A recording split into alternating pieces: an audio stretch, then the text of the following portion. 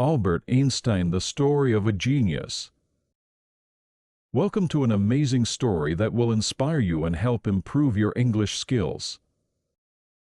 Today, we are going to learn about the life of Albert Einstein, one of the greatest minds in history. His discoveries changed the world, and his story is full of lessons about curiosity, perseverance, and passion for learning. As you listen, pay attention to new words and phrases, and take notes to help you understand better. Now, let's begin this journey into the life of Albert Einstein. Early life and childhood.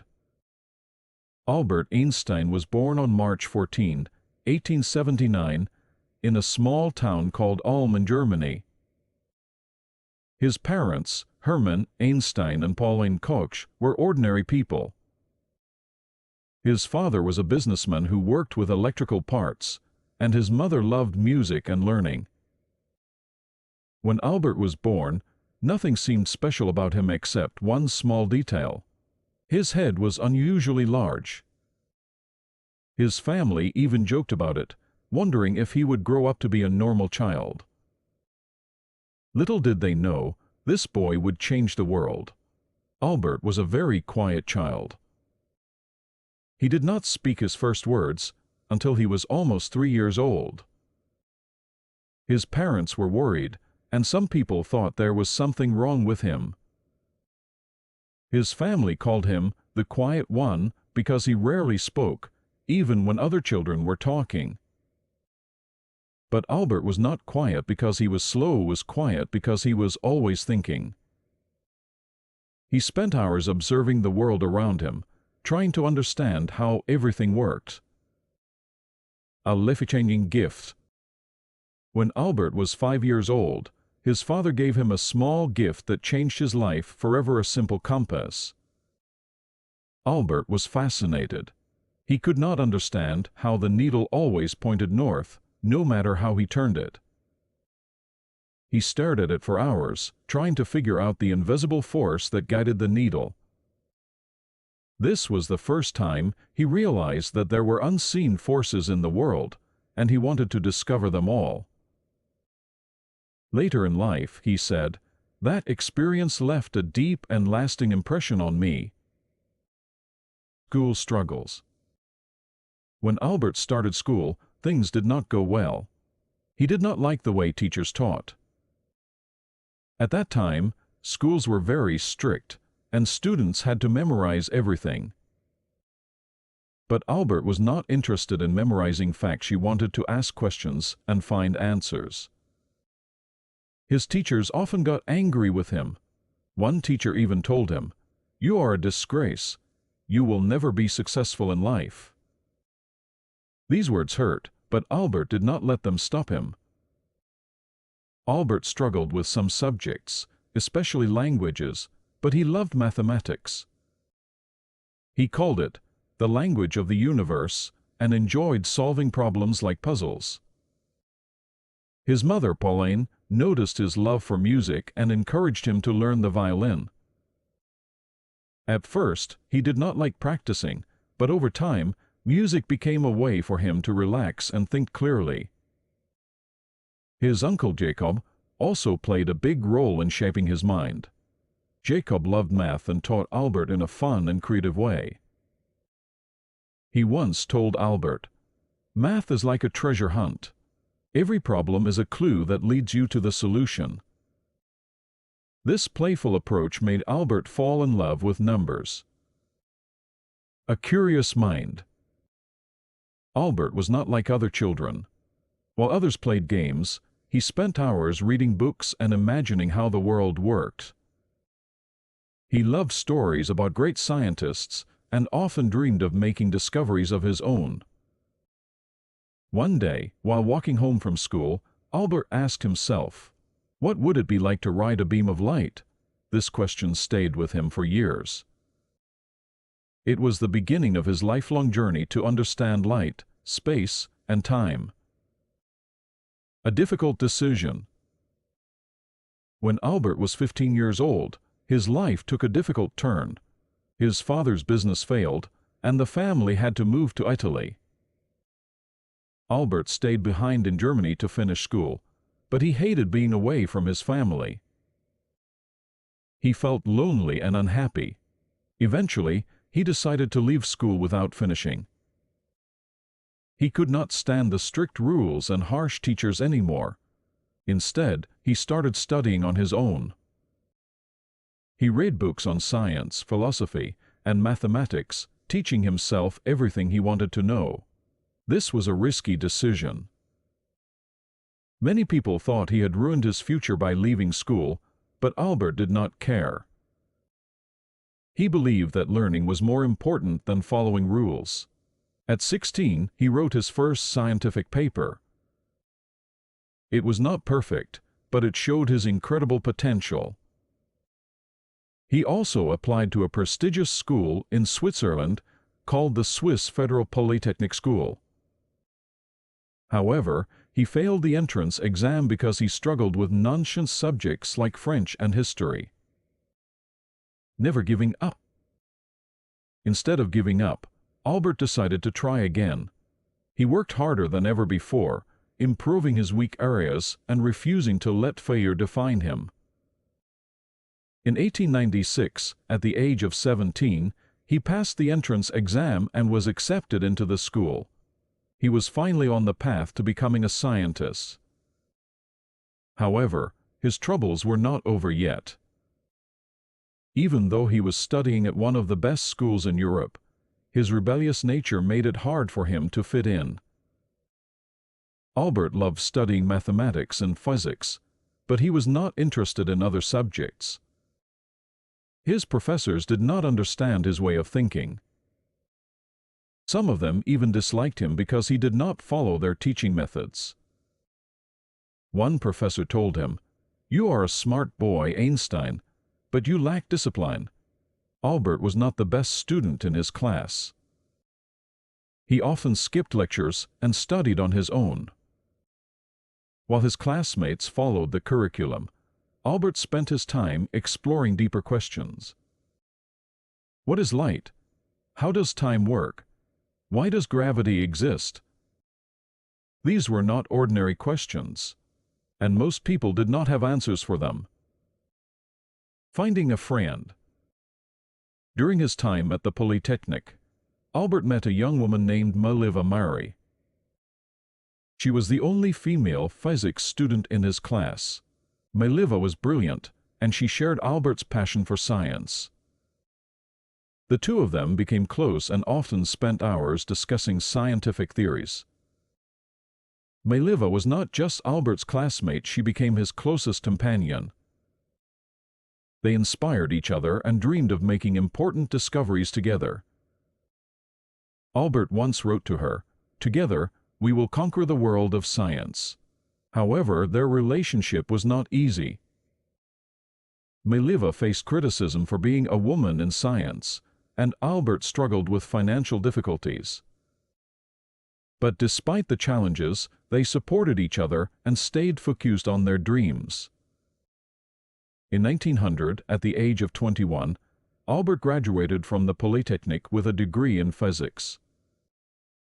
He was excited about starting his career as a scientist, but life had other plans. He applied to several universities, hoping to become a professor or researcher, but he was rejected every time. His professors did not give him good recommendations because they thought he was unmotivated. Struggles and determination. Without a job, Albert had to find other ways to support himself. In 1902, he finally found work as a clerk at the Swiss Patent Office in Bern. It was not a glamorous job, but it gave him free time to think about his scientific ideas. He called the patent office his thinking lab and spent his evenings working on his theories. This was the beginning of a journey that would change science forever. A new beginning at the patent office. In 1902, Albert Einstein began working at the Swiss Patent Office in Bern. His job was to review applications for new inventions and determine if they were original ideas. Although this was not the academic job he had dreamed of, it provided him with a stable income and free time to work on his scientific ideas. Albert called the patent office his thinking lab because it allowed him to develop his theories in his spare time. While working at the patent office, Albert continued studying physics on his own. He spent nights and weekends thinking about light, space, and time. He was fascinated by the idea that time might not be the same for everyone. This idea would later lead to one of the greatest scientific discoveries in history. 1905, the miracle year. The year 1905 was a turning point in Albert Einstein's life. That year, he published 4 groundbreaking scientific papers, each of which changed the way people understood physics. Scientists call this year Annus Mirabilis, or the Miracle Year. The photoelectric effect. Albert explained how light behaves like tiny particles called photons. This discovery later won him the Nobel Prize in Physics. Brownian motion. He provided mathematical proof that atoms exist by explaining the random movement of particles in liquid. Special theory of relativity. Albert introduced the idea that time and space are relative, not absolute. This was a revolutionary concept in physics. This famous equation showed that energy and mass are interchangeable, laying the foundation for nuclear energy. These papers shocked the scientific community. Albert, a simple patent clerk with no university position, had just revolutionized modern physics. Scientists around the world began to take notice of his work, and soon he was offered teaching positions at universities. Recognition and academic career. In 1909, Albert finally left the patent office and became a professor at the University of Zurich. He continued to develop his theories, gaining more recognition in the scientific world. He later moved to Prague and then returned to Zurich, teaching at different universities. In 1914, he accepted a prestigious position at the Prussian Academy of Sciences in Berlin. This job gave him complete freedom to focus on research without the burden of teaching classes. During this time, he worked on expanding his special theory of relativity into a more general theory. General theory of relativity and global fame. Albert Einstein spent years working on what would become his most famous achievement, the general theory of relativity. In 1915, he presented his final equations, which explained that gravity is not just a force between objects, but a result of how space and time are curved by mass. This was a revolutionary idea that changed the way scientists understood the universe. In 1919, British scientists conducted an experiment during a solar eclipse that confirmed Albert's theory. The news spread around the world, and Einstein became an international celebrity. Newspapers everywhere printed headlines like "Einstein's theory proven true." Personal challenges and world events. Despite his success, Albert's personal life was not easy. His marriage to Mileva Mary had been struggling for years due to financial difficulties and time apart. In 1919, they officially divorced. Soon after, Albert married his cousin Elsa Einstein, who became his lifelong companion and supporter. Meanwhile, the world was changing. In the 1920s, Albert traveled the world, giving lectures in the United States, Japan, and other countries. He met many scientists and leaders, sharing his knowledge and inspiring the next generation of thinkers. However, his fame also brought challenges. Some people criticized his work, and others tried to discredit his theories. But Albert remained focused on his research. He once said, "Great spirits have always encountered violent opposition from mediocre minds." Escaping Nazi Germany. In 1933, the rise of Adolf Hitler and the Nazi Party in Germany forced Albert Einstein to flee. As a Jewish scientist, he was in great danger. The Nazis burned his books and called his theories Jewish science. Albert left Germany and moved to the United States, where he accepted a position at the Institute for Advanced Study in Princeton, New Jersey. He never returned to Germany again. In the U.S., Albert continued his work and became an advocate for world peace. He spoke out against war and discrimination, using his influence to promote harmony and scientific progress. The atomic bomb and regret. During World War II, Albert was concerned about the possibility of Nazi Germany developing a powerful weapon. In 1939, he signed a letter to U.S. President Franklin D. Roosevelt, warning him about the dangers of nuclear energy. This letter led to the development of the atomic bomb in the Manhattan Project. However, Albert was deeply troubled when he learned about the bombings of Hiroshima and Nagasaki in 1945. He regretted that his work had contributed to such destruction. For the rest of his life, he worked to promote nuclear disarmament and world peace. He famously said, "Mankind invented the atomic bomb, but no mouse would ever construct a mousetrap." Final years and legacy. Even as he grew older, Albert never lost his curiosity. He continued to work on scientific theories and explore big questions about the universe.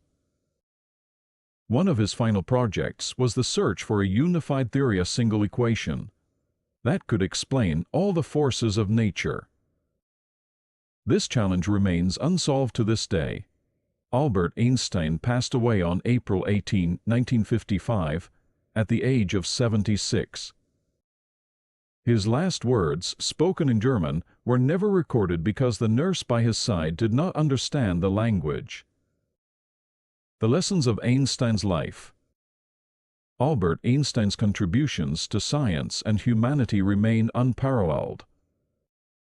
His story teaches us important lessons.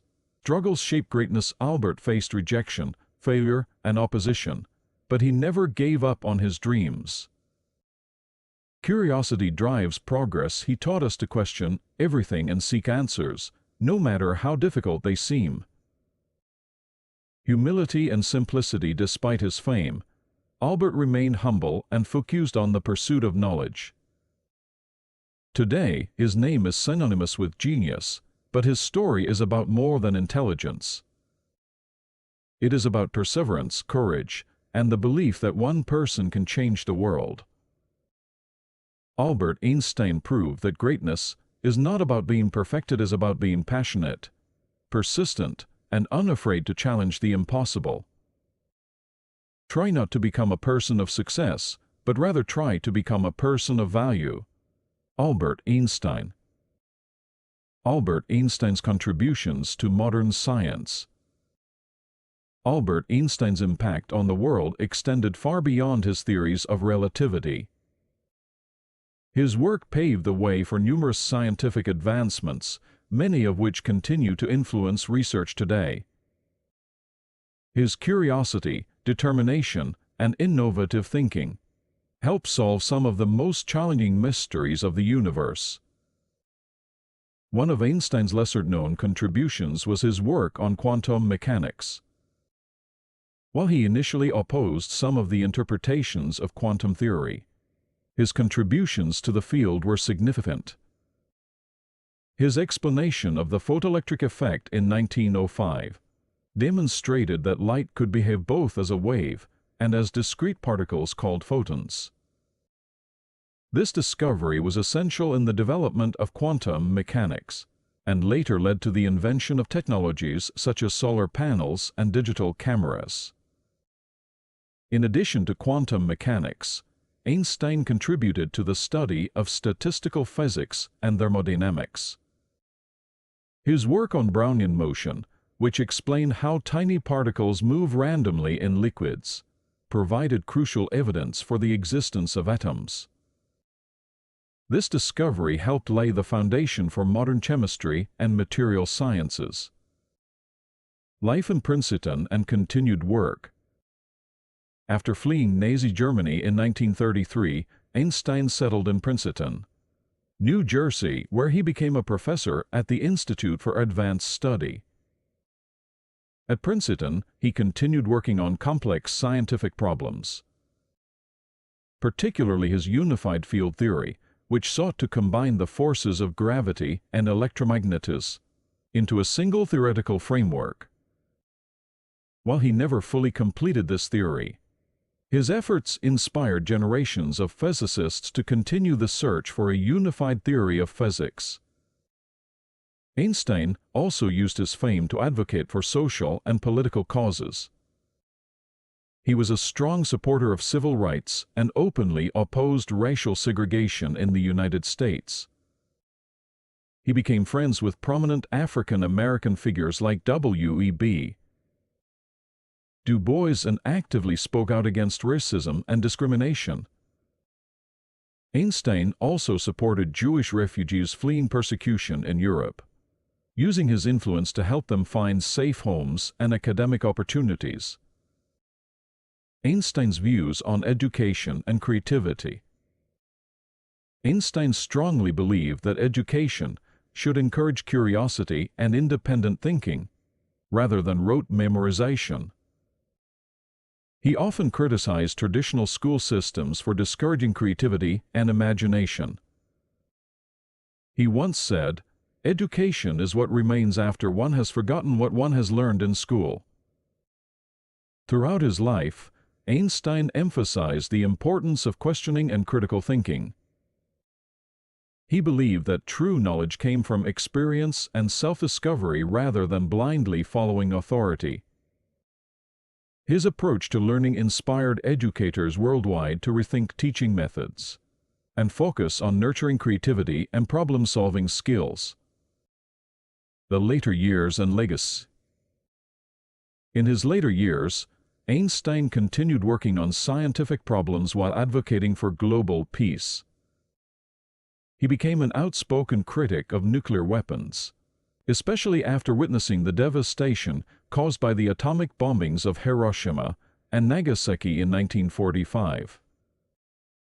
He co-signed the Russell-Einstein Manifesto in 1955, which called for the reduction of nuclear arms and promoted peaceful solutions to international conflicts. Despite his fame, Einstein remained humble and lived a simple life. He refused many government positions and avoided material wealth. He preferred to spend his days engaged in deep thought, playing the violin and sailing, even though he never learned how to swim. On April 18, 1955, Albert Einstein passed away at the age of 76 due to an abdominal aneurysm. His last words, spoken in German, were never recorded because the attending nurse did not understand the language.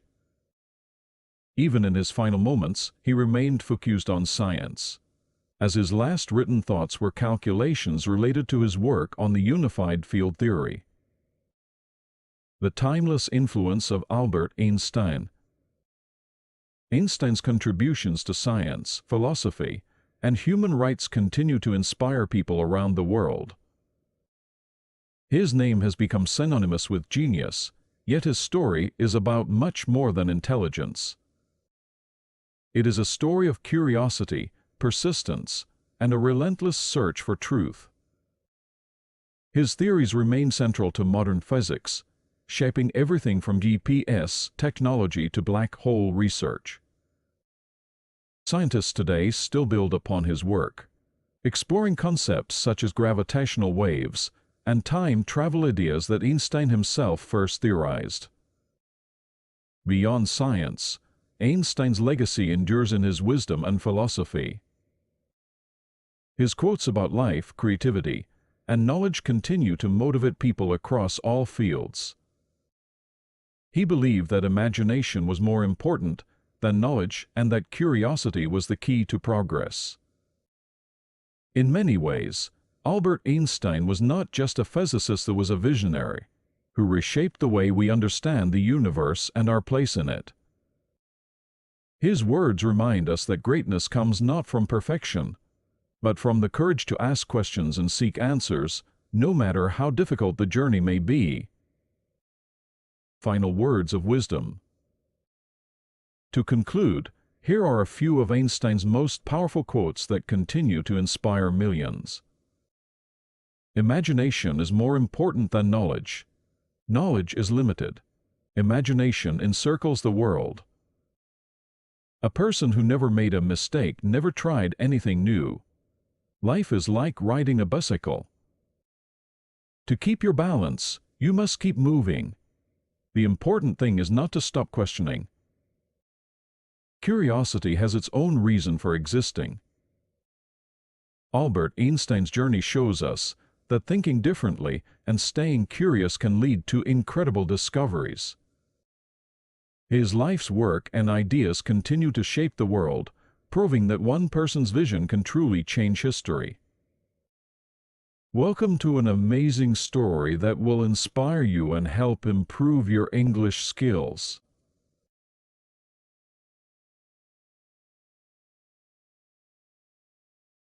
Jeff Bezos's inspiring story.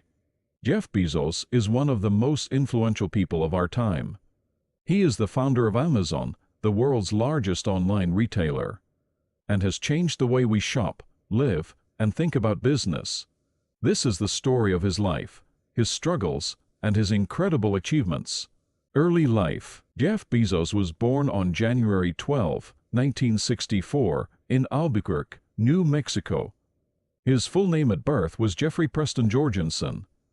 His mother, Jacqueline Jize Jorgensen, was just 17 years old when she had him. She was still in high school, which made things very challenging for her. Imagine being so young and already having a baby to take care of. But Jacqueline was strong and determined to give her son a bright future. Jeff's biological father, Ted Jorgensen, was not very responsible. He struggled with alcohol problems and wasn't very involved in Jeff's life. Jacqueline decided to leave Ted when Jeff was just a baby. She knew she had to create a better environment for her son. A few years later, Jacqueline married a Cuban immigrant named Mike Bezos. Mike was a kind and hardworking man who treated Jeff as his own son. He adopted Jeff legally, and that's when Jeff's last name changed from Jorgensen to Bezos. Mike played an important role in Jeff's life. He worked as an engineer at Exxon, a big oil company, and taught Jeff the value of hard work and perseverance. From a very young age, Jeff was curious about how things worked. He loved to tinker, which means to fix or build small things. For example, when he was just a toddler, he tried to dismantle his crib with a screwdriver because he wanted to sleep in a real bed. Can you imagine a small child trying to take apart his own bed? That's how curious he was. As he grew older, Jeff spent a lot of time with his grandfather, Lawrence Preston Jize, on his ranch in Texas. His grandfather was a retired nuclear physicist and taught Jeff many valuable lessons. Jeff learned how to fix tractors, repair machines, and solve problems creatively. These experiences helped him develop a love for technology and innovation. Jeff was a brilliant student. He was always curious and loved to read books about science, space, and technology. In school, his teachers often noticed how focused and determined he was. One interesting story about Jeff's childhood is how he set up an alarm system in his room to keep his siblings out. Yes, he created a homemade security system when he was just a kid. This shows how creative and resourceful he was, even at a young age. By the time he was in high school, Jeff had a clear dream. He wanted to become an entrepreneur and create something extraordinary. He once told his friends that he wanted to build a company that would allow humans to live in space. In high school, Jeff's family moved to Miami, Florida, where he attended Miami Palmetto Senior High School. He continued to excel in his studies and became the valedictorian, the top student of his class. During his graduation speech, Jeff spoke about his dream of the future. He said he wanted to help humanity by expanding civilization into space. This speech shows how ambitious he was, even as a teenager. While other kids were thinking about what college to attend, Jeff was already imagining a future where humans could live beyond Earth. College years and the start of his big dream. After graduating from high school as the valedictorian, Jeff Bezos had already shown that he was different from many of his peers. While others might be thinking about the usual path, attending college and getting a regular job, Jeff had bigger dreams. He wanted to change the world, and his journey to make that happen started in college. Jeff went on to study at one of the top universities in the United States, Princeton University, located in New Jersey. At Princeton, Jeff majored in electrical engineering and computer science. These subjects were important for the future he was imagining. He didn't just want to work with computers, he wanted to change the world through technology. In college, Jeff's interest in computers grew. He spent a lot of his free time learning how they worked and exploring the future of technology. His love for building and creating things continued, and he worked hard to become one of the best students in his field. At Princeton, Jeff was known for his work ethic. This means how hard he worked. He was serious about his studies and often stayed up late reading books and solving complicated problems.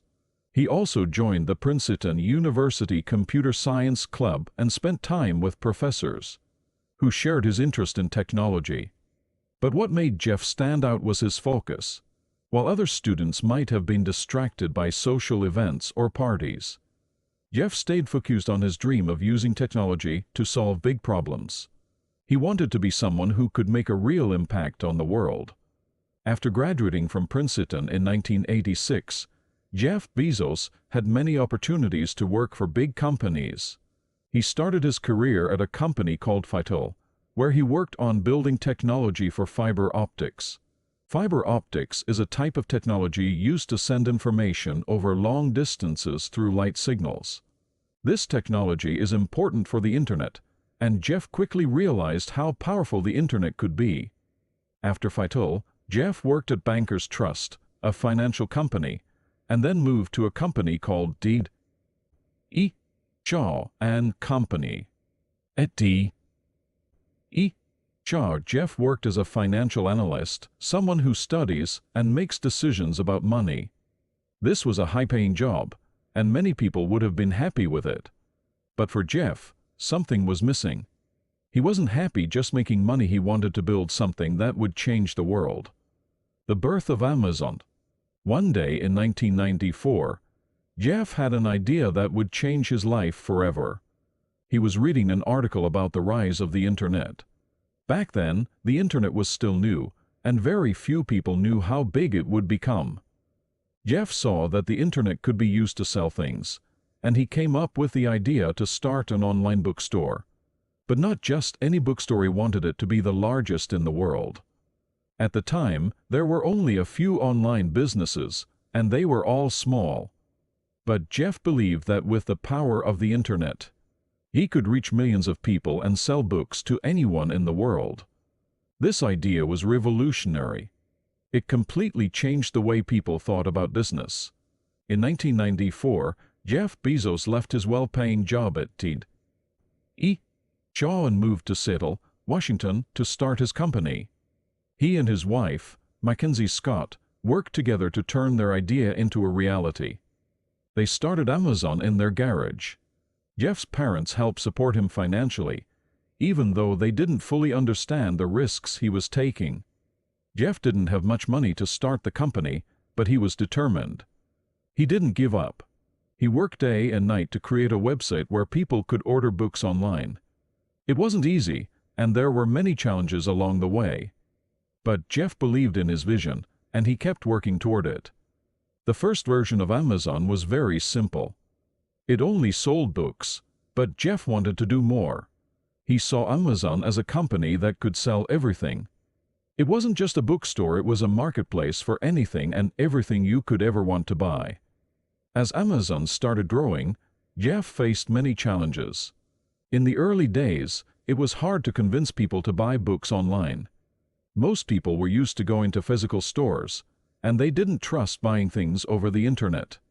But Jeff was patient and believed that over time, people would come to trust the internet more. Amazon grew quickly. In the beginning, it was just Jeff, his wife, and a few employees working out of their garage. But soon, the company expanded, and more people joined. They worked long hours to make Amazon better, improving the website, offering fast shipping, and expanding their product range. Amazon started selling electronics, toys, clothes, and much more. In 1997, Amazon became a public company, which meant that anyone could buy shares of Amazon and become a part of its growth. This was a huge step for Jeff. However, Amazon wasn't yet making a profit. In fact, the company lost money for several years. But Jeff didn't mind. He believed that in the long run, Amazon would be successful. By 2000, Amazon had become the biggest online retailer in the world. People around the world started to recognize the company, and Jeff's vision was becoming a reality. He had taken a huge risk, left his safe job, and started a business from scratch. But his belief in technology and his passion for solving problems had led him to build something that was changing the world. The rise of Amazon. As we continue the story of Jeff Bezos and Amazon, it's important to understand that Amazon's journey wasn't always easy. Many people didn't believe it would work at first. But Jeff's vision, hard work, and willingness to take risks turned Amazon into one of the most successful companies in the world. When Jeff Bezos first started Amazon, it wasn't the giant company it is today. In fact, it was a small business in the garage of a home in Seattle. But starting a business wasn't easy. Most people didn't understand the internet back then. It was new and confusing for many, so convincing customers to trust Amazon was a challenge. Imagine trying to buy something online in the 1990s when no one had done it before.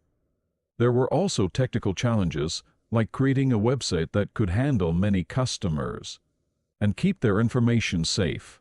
But Jeff had a plan. He knew that trust was important. He focused on making Amazon a reliable place to shop. He made sure that the website worked smoothly, that products were delivered on time, and that customers had a positive experience. Even if things went wrong, Jeff always found a way to fix them quickly. This focus on customer satisfaction became one of Amazon's most important values. As Amazon began to grow, Jeff Bezos wanted to make it more than just an online bookstore. He had a much bigger vision for the company. He wanted Amazon to be the place where people could buy anything they needed, not just books. In 1998, Amazon started selling kids, electronics, and toys. This was a huge step because it meant Amazon was no longer just about books. It was becoming a full-fledged online marketplace. To expand quickly, Amazon needed to improve in many areas, especially shipping. Jeff knew that customers wanted their products fast, and he wanted Amazon to be known for fast delivery. So he started working with different shipping companies to make sure customers got their orders as quickly as possible. At the same time, Amazon was making new deals with companies to sell even more products. By 1999, Amazon's website had grown to offer millions of different items, making it a huge online shopping platform. Jeff's idea of having everything in one place was starting to become a reality. Now, while things were looking up for Amazon, the journey wasn't all smooth sailing. In the late 1990s and early 2000s, there was something called the dot-com bubble. This was a time when many new internet companies were starting, but most of them didn't have strong business plans. The stock market became overheated, and people started to lose confidence in online companies. For Amazon, this was a tough time. Many investors, people who put money into companies, began to doubt Amazon's future. The company was losing money instead of making it. Jeff had to face the hard reality that his company wasn't making a profit, even though it was growing quickly. Many people started to wonder if Amazon would survive the dot-com crash. Some even predicted the company would fail. But Jeff Bezos didn't give up. He knew that Amazon was doing the right thing, even if it didn't show immediate profits. He believed that by focusing on long-term goals, Amazon would eventually become profitable. In the early 2000s, Jeff realized that Amazon needed to change its approach if it wanted to survive and thrive. He began focusing on building the infrastructure of basic systems and services needed to make things work that would support Amazon for years to come. One of the key changes was Amazon's focus on building its own shipping system. Jeff didn't want to rely on outside shipping companies anymore. He started to build Amazon's own warehouses and delivery systems. This allowed Amazon to control how quickly products were shipped and how much it would cost. Around this time, Amazon also began a new business model, offering third-party sellers the chance to sell their products on Amazon's website. This turned Amazon into a marketplace, not just a store. Now, anyone could sell their products on Amazon, and Amazon would take a small fee. This was another way to grow the company without taking all the risks. This was a game changer for Amazon. By 2003, Amazon had completely transformed its business model. It was no longer just a store, it was a huge online marketplace, where people could buy, sell, and ship products from all over the world. And this new model allowed Amazon to grow even faster. As Amazon grew, Jeff Bezos knew that offering more services would keep customers happy and loyal. One of the most powerful ideas Jeff had was the creation of Amazon Prime. In 2005, Amazon introduced Prime, a service where customers paid a membership fee to get free two-day shipping on all their orders. This was a game-changing that is, it made customers more likely to buy from Amazon because they knew they would get their products quickly and without extra shipping fees. In the early days, not everyone believed that people would pay for fast shipping, but Amazon Prime was a huge success. By 2010, millions of people had already signed up for Prime. It became one of the most popular membership programs in the world, and it gave Amazon a huge advantage over its competitors. With Prime becoming so successful, Jeff Bezos looked for new ways to grow Amazon even more. Over the years, Amazon began to expand into new areas. Amazon Web Services (AWS). In 2006, Amazon launched AWS, a cloud computing service that allows companies to store their data on Amazon servers. AWS became one of Amazon's biggest moneymakers, and is still one of the most successful cloud services in the world. Kindle. In 2007, Amazon launched the Kindle, an e-reader that made reading digital books easier. This was another big step for Amazon, as it allowed the company to enter the e-book market. Amazon Fresh. Jeff also wanted to change the way people shop for food. Amazon began experimenting with grocery delivery services through Amazon Fresh, which has become more popular in recent years. Amazon also started buying other companies to expand its reach.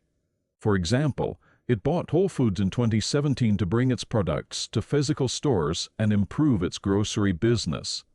After years of reinvesting in the business, Amazon finally started making profits. In 2003, Amazon had its first profitable year, and, from that point on, the company continued to grow at an incredible rate. It became one of the most valuable companies in the world, and Jeff Bezos became the richest man on the planet. Jeff Bezos' leadership and innovative ideas. Jeff Bezos is known not only for building Amazon into the world's largest online retailer, but also for his unique leadership style. He was always focused on the long-term and customer satisfaction. His goal was not just to make money, he wanted to change the way people live their lives. One of the first things people notice about Jeff is that he thinks big. He doesn't just look at today, he thinks about how things will look in 10 or 20 years. This is why Amazon is so different from many other companies. Jeff was never afraid to take risks, even if they seemed impossible at the time. For example, when people doubted that online shopping would ever work, Jeff stuck to his belief that the internet would change everything. Long-term thinking was one of Jeff's key principles. He once said, "If we think long-term, we can make better decisions." While many companies were focused on making money quickly, Jeff knew that success in business took time. And that's why Amazon made so many decisions that seemed risky at the time. Jeff always made the customer experience the most important part of Amazon's mission. He would say that Amazon's success depended on trust that products would arrive on time, trust that the prices would be fair, and trust that Amazon would always find ways to improve its service. Jeff was very passionate about making sure Amazon always acted like a startup, even though it was already one of the biggest companies in the world. He called this approach the day one mentality. This meant that no matter how big Amazon got, it should never get lazy or stop trying to improve. Every day should be like the first day of a new business. Amazon is famous for coming up with new ideas and innovations that made shopping easier, faster, and more exciting for people all over the world. Let's take a closer look at some of these innovations, including the Buy Now with One-Click feature, which is one of Amazon's most famous inventions. One of the most groundbreaking inventions that Jeff Bezos and his team created at Amazon was the Buy Now with One-Click feature. This was a huge change in the way people shopped online. Before Amazon, buying things online took time. You had to add the item to your cart, fill in your credit card information, and then wait for the payment to process. It was a bit of a hassle. But with One-Click, everything changed. Simplicity was the key. With One-Click, shoppers didn't need to go through all those steps. All you needed to do was click a single button, and your order was placed instantly. It was as simple as pressing a button on your computer or phone screen. This feature made shopping much faster. No more filling out forms or entering payment information again and again. It saved you time and made online shopping more convenient. Because it was so easy, people started to buy more items. Amazon sales grew faster than ever before. The idea was so successful that it quickly became a standard in the world of online shopping, and other companies began to copy it. One, customer convenience was the most important reason why One-Click was so successful. People love things that make their lives easier, and Amazon understood that. One-Click solved a big problem: long, complicated checkout processes. With just one click, you were done. Before One-Click, shopping online felt like a process. You had to fill out forms, enter credit card numbers, and then wait. After One-Click, shopping felt like a fun and easy experience. It was fast, and it didn't require much effort. Because the process was so easy, people began to buy things faster. They didn't have to think twice about making a purchase. This, of course, made Amazon even more successful. More people bought things with fewer clicks, and that meant more revenue for Amazon. Amazon's competitors were still using old shopping methods. One-Click gave Amazon a huge advantage. It made people trust Amazon because they could shop quickly without any confusion. This feature helped build customer loyalty. Jeff Bezos and Amazon didn't stop at One-Click. They continued to introduce many innovative features and services that would change the way people shop and live. Here are a few more examples. Amazon Prime. Earlier, we talked about how Amazon Prime allowed customers to get free two-day shipping. But it didn't stop there. Over time, Amazon added more and more benefits to Prime. Members got access to movies, TV shows, music, and even exclusive deals. This became one of the most successful membership programs ever, and it helped Amazon keep its customers happy and coming back for more.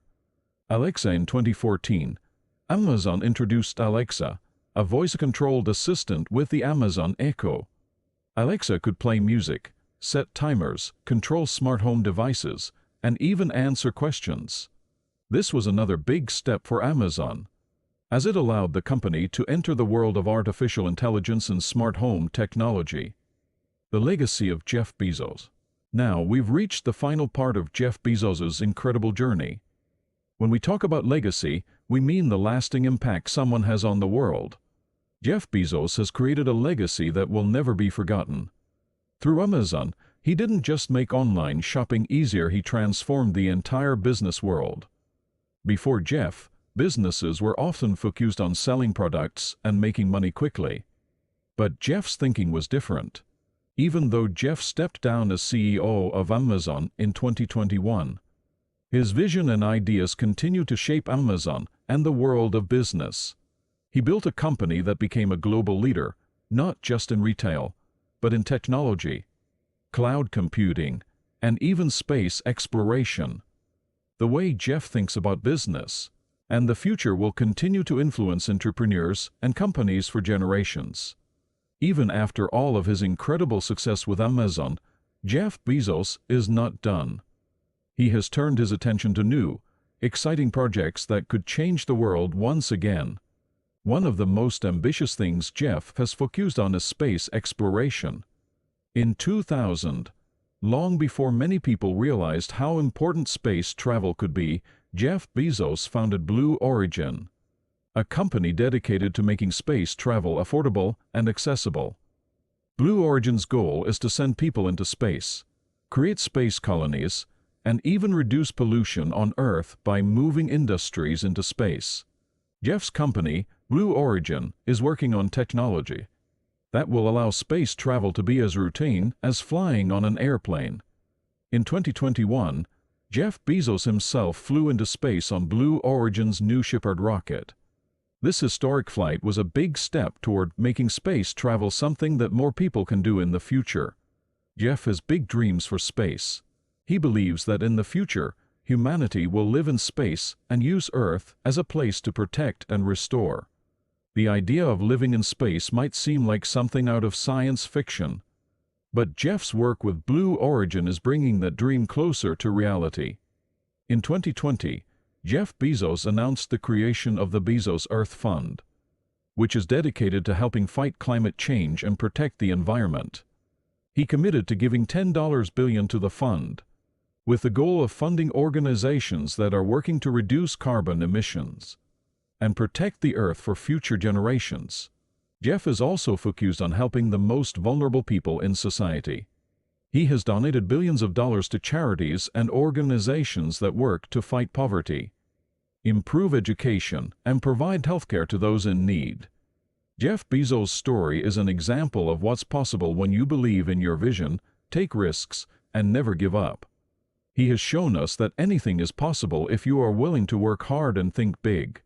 Amazon is more than just a company, it's a reflection of Jeff's visionary mindset, his innovative ideas, and his ability to make bold decisions. But beyond his business success, Jeff has inspired countless people to think differently, to pursue their dreams, and to never settle for what's easy. His work in space exploration, his efforts to fight climate change, and his focus on giving back are just the beginning of a new chapter in his life. At the end of the day, Jeff Bezos is not just a businessman, he's a visionary. His future is still wide open, and who knows what new ideas he will come up with next. He may change the world again in ways we can't even imagine yet. But one thing is certain, whatever he does, it will be big, innovative, and world-changing. Conclusion. Jeff Bezos' life teaches us that success is not about wealth or popularity, it's about the impact you make on the world. Jeff gave us the gift of online shopping, the foundation of modern technology, and a vision of a better future. If you ever feel like giving up, remember Jeff Bezos. He faced rejection, loneliness, and failure, but he kept moving forward. He believed in his dreams when no one else did.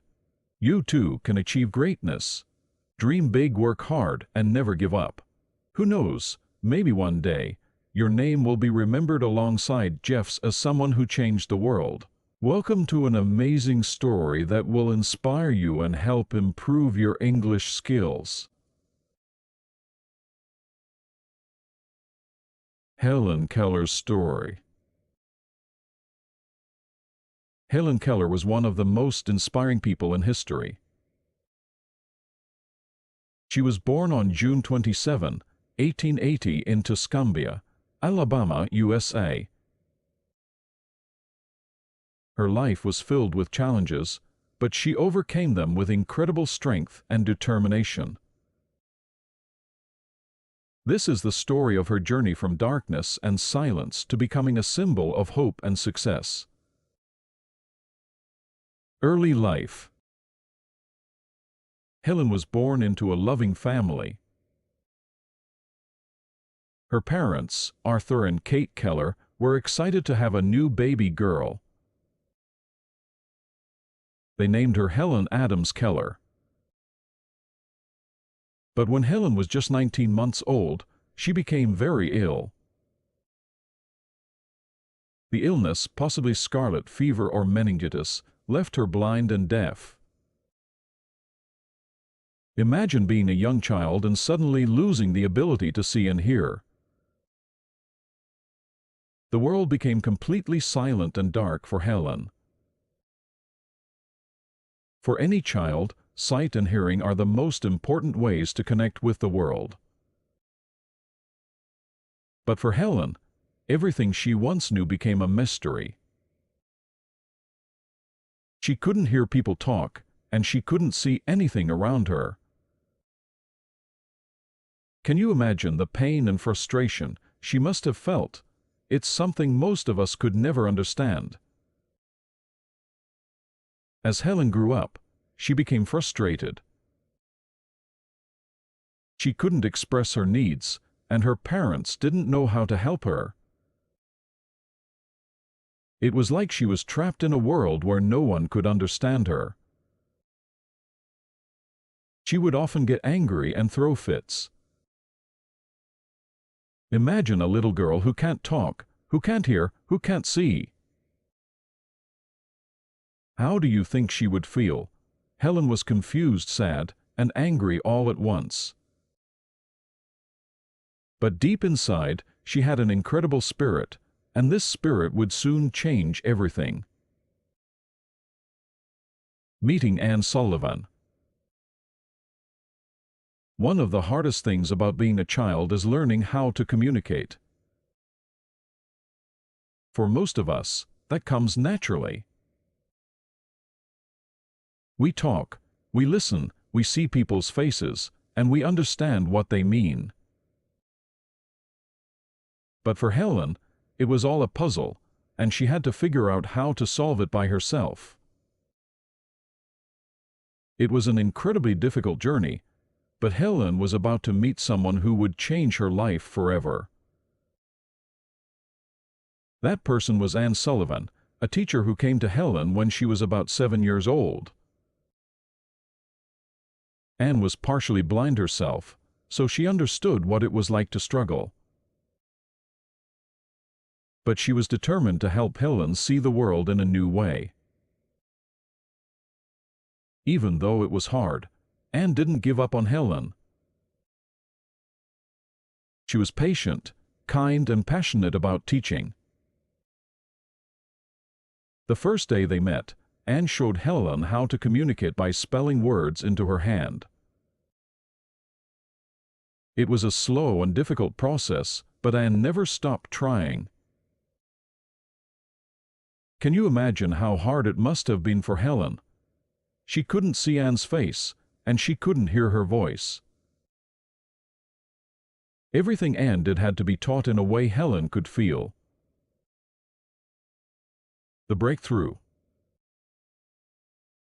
One of the most famous moments in Helen's life came when Anne took Helen's hand and placed it under running water.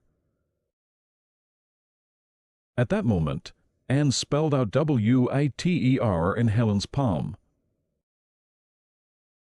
Suddenly, something amazing happened. Helen understood. She realized that the water was connected to the word Anne had spelled out for her. It was like the world had opened up to her in a way she could finally understand.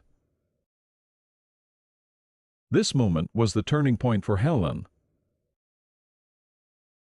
From that day on, she was determined to learn everything she could. She was no longer trapped in a silent, dark world. She had found a way to connect with the world around her, and it gave her the strength to keep going.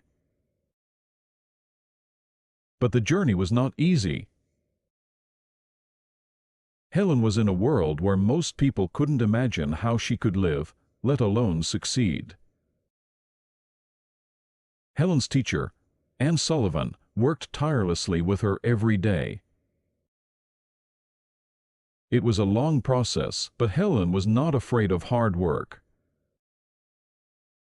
She had something powerful inside of her, a desire to learn and connect with the world, no matter how difficult it seemed.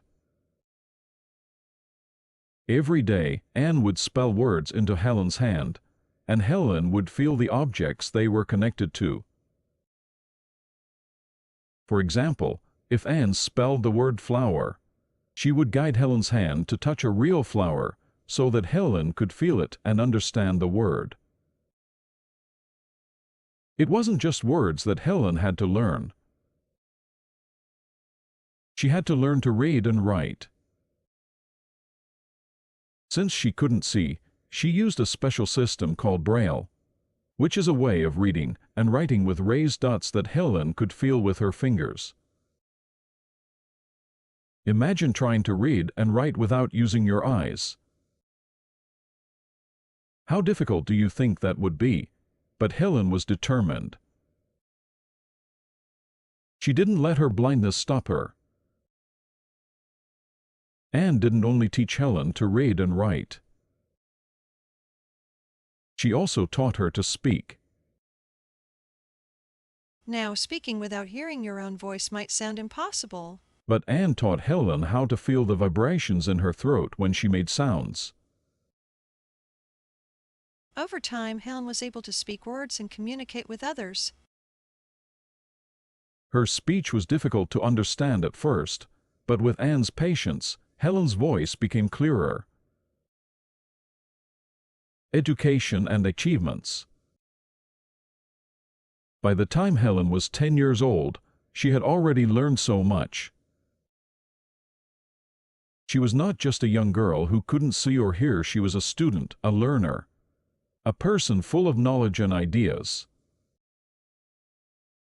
But Helen didn't stop there.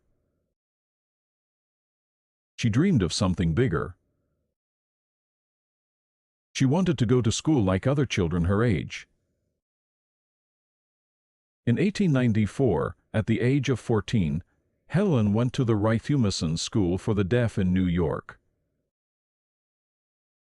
And she did something that no one expected her to do. She excelled. She worked hard every day, learning more than ever before. After that, Helen was accepted to Radcliffe College, which was a prestigious school for women in the United States.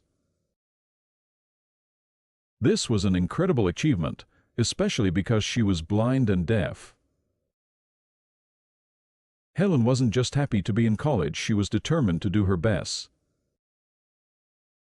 She worked with a lot of support from Anne, who continued to help Helen with reading and understanding her lessons.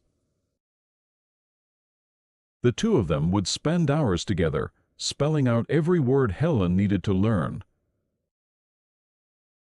Even though this was very challenging, Helen never gave up. Helen graduated from Radcliffe College in 1904, and she became the first person who was blind and deaf to earn a Bachelor of Arts degree. Can you imagine how proud Helen must have been? This was a huge moment, not just for her, but for people everywhere. It showed the world that even the greatest challenges could be overcome with determination. Advocacy and legacy.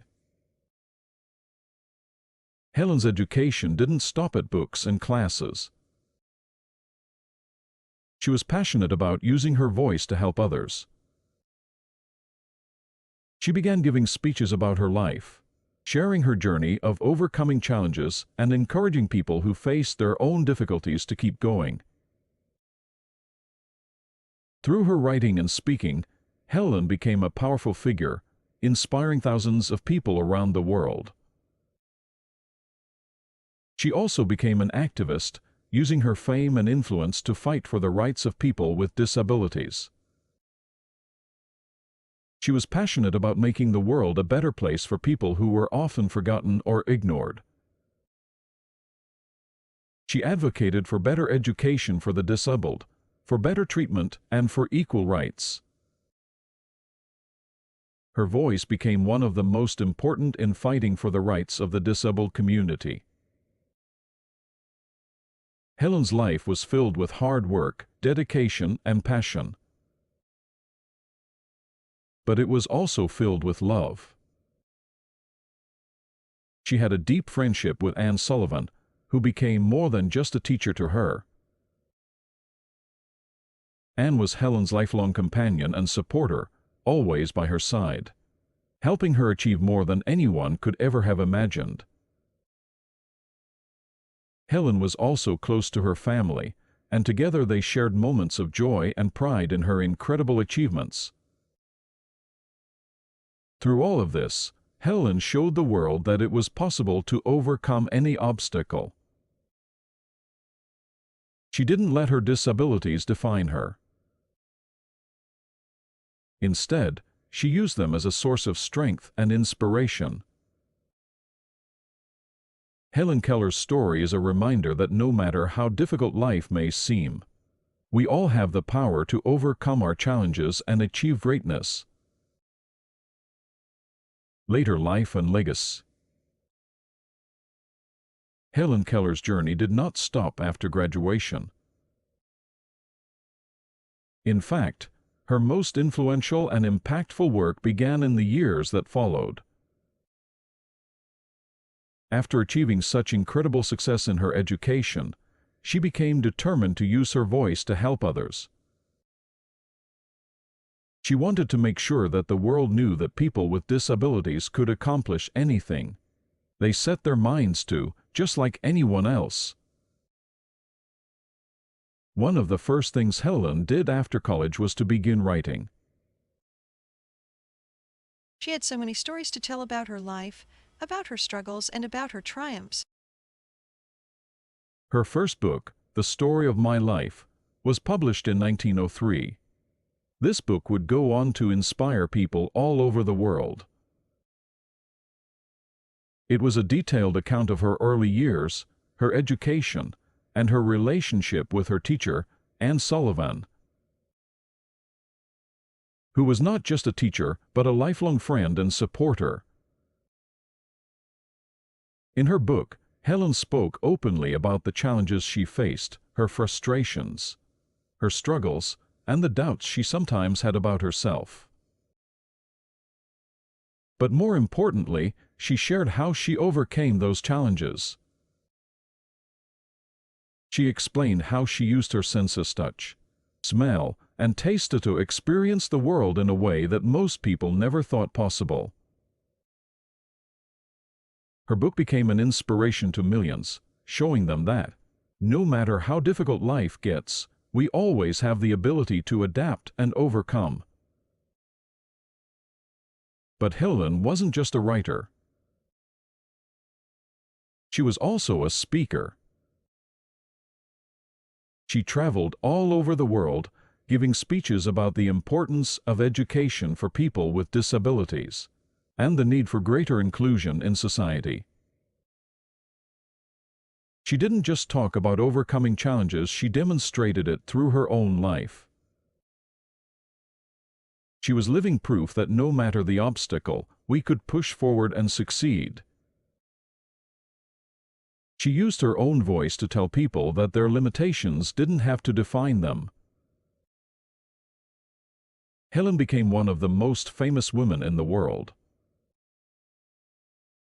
But even though she had gained international fame, she remained humble. She never thought of herself as a superhero or someone special. She always believed that anyone, regardless of their situation, could accomplish great things if they didn't give up. One of Helen's most powerful messages was about the importance of helping others. She was a passionate advocate for the rights of disabled people. She traveled the world, not just giving speeches, but also working with governments and organizations to improve the lives of people who were disabled. She fought for better schools, better jobs, and better living conditions for people with disabilities. She believed that everyone, no matter their circumstances, deserved the opportunity to succeed. But Helen's life wasn't only about work. She also loved to enjoy the simple things in life. Even though she couldn't see or hear, Helen loved to feel the warmth of the sun on her skin, the cool breeze on her face, and the joy of a good conversation with her friends and family. She enjoyed reading books, listening to people talk, and feeling the beauty of nature. Despite the challenges she faced every day, Helen found happiness in the smallest of moments. She taught us that happiness is not about having everything, it's about appreciating what you have. Helen also had a very strong belief in the power of service and giving back to the world. She dedicated much of her life to various causes, including the American Foundation for the Blind, where she worked to improve the lives of blind people. She believed that by helping others, we could make the world a better place. Helen's voice was so strong that she even became involved in politics. She spoke out for the rights of women, the poor, and anyone who faced discrimination. She was a strong supporter of women's suffrage, the right for women to vote, and she was also a member of the Socialist Party. Through her work, she tried to make sure that everyone had the same opportunities to succeed, no matter their race, gender, or disability. Even in her later years, Helen continued to inspire people with her strength and her words. She wrote several more books, including her autobiographies and books on social issues. She met with presidents and leaders from around the world, talking to them about how they could help improve the lives of people with disabilities. Her work was never about herself, it was always about helping others. But like every person, Helen had her challenges. In 1936, her dear friend and teacher, Anne Sullivan, passed away. This was a deeply painful moment in Helen's life. Anne had been not only a teacher, but a soulmate and lifelong companion.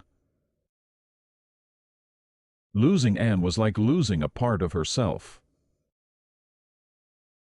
But even though she was heartbroken, Helen didn't give up. She continued her work, knowing that Anne would have wanted her to keep pushing forward. In the years that followed, Helen's health began to decline. She was still active, traveling and speaking, but she knew that her time on earth was limited. However, Helen was not afraid. She had lived an incredible life, full of challenges, achievements, and victories. As she grew older, she continued to teach others the most important lesson of all: never give up. Helen's mind remained sharp, and she still loved to read, write, and learn. Even in her final years, she kept up with current events and the struggles of people with disabilities. She was always working on new ways to raise awareness about the challenges that blind and deaf people faced and how society could do more to help them. She also continued to advocate for women's rights, social justice, and human equality, values she had fought for her entire life. But the years were not kind to Helen physically. In 1961, Helen Keller suffered a stroke that affected her health significantly. But like always, Helen didn't let that stop her. She continued to inspire others, often receiving letters from people around the world, telling her how much her story had impacted their lives. She was a living example of someone who had overcome incredible adversity. Even in her difficult moments, she still chose to shine and help others. As she aged, Helen grew frail, but she never lost her sense of purpose. She continued to work with her longtime companion and assistant, Polly Thompson, who helped her communicate and continue her advocacy work. Even though she could no longer travel as much as she once did, her presence was felt wherever she went. She gave speeches, wrote books, and kept working for social change, making sure that her voice never went silent. In 1968, after an extraordinary life of accomplishments, Helen Keller passed away at the age of 87. Her death marked the end of a life lived with incredible determination, but it also marked the beginning of a legacy that would continue to inspire people for generations to come. Helen Keller's legacy. Helen Keller's words were not just words, they were lessons for the world. Every single phrase she spoke came from a place of strength, courage, and a deep understanding of life's challenges. Her ability to see the possibilities in the impossible continues to resonate with millions. Let's look at some of her most famous quotes, along with the lessons we can learn from them. Alone we can do so little, together we can do so much. This quote reminds us of the power of unity. No matter how strong we are as individuals, we are even stronger when we work together. We should always remember that by supporting each other, we can overcome any obstacle. The only thing worse than being blind is having sight but no vision. Helen Keller teaches us that true vision doesn't come from our eyes, but from our heart and mind. Vision is about seeing the bigger picture and knowing where you want to go in life. It's about dreaming big and never giving up, even when circumstances seem difficult. What I am looking for is not out there, it is in me. This powerful message tells us that the strength we need to overcome challenges is already inside us. Sometimes we may look for external solutions to our problems. But we must remember that self-belief, courage, and determination are qualities that live within us. Keep your face to the sunshine, and you cannot see a shadow. This is one of Helen's most famous quotes. It teaches us the power of positivity. Even when life feels hard, if we choose to focus on the good, we will find light. It's not about ignoring the darkness, but about choosing to focus on what brings us hope and joy.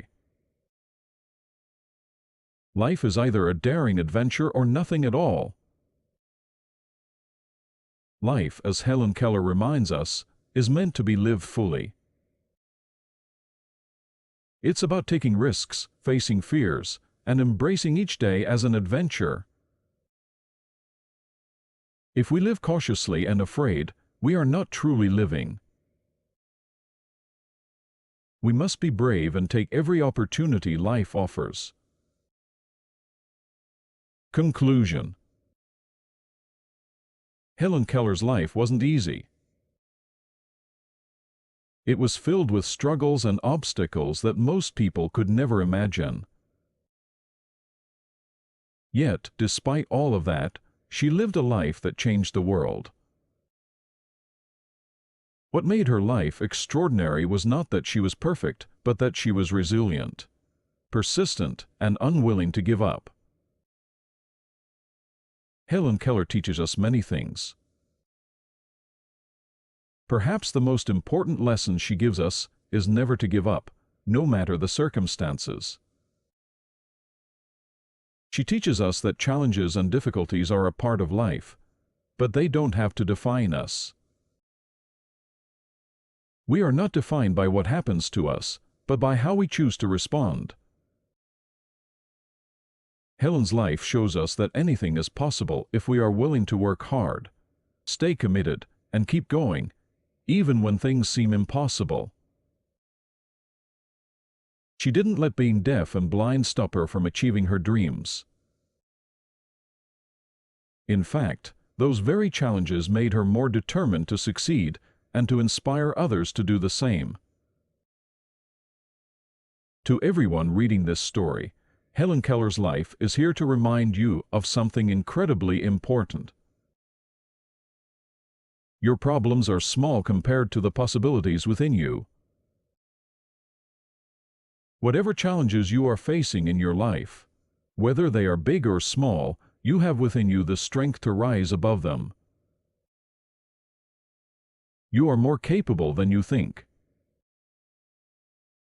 Helen Keller's story is proof that you don't need to see the world in the same way others do to achieve greatness.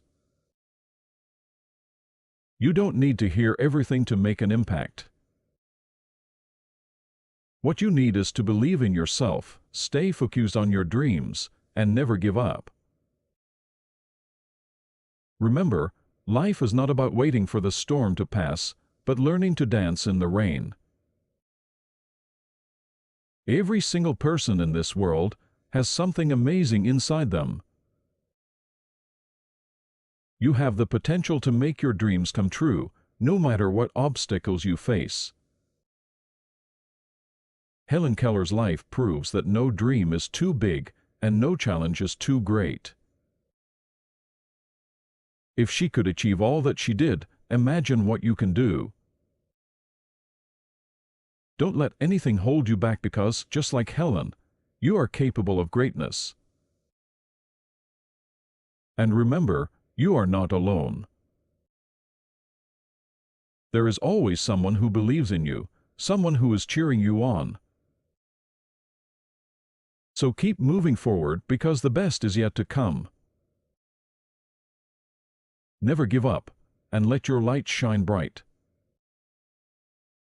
Welcome to an amazing story that will inspire you and help improve your English skills.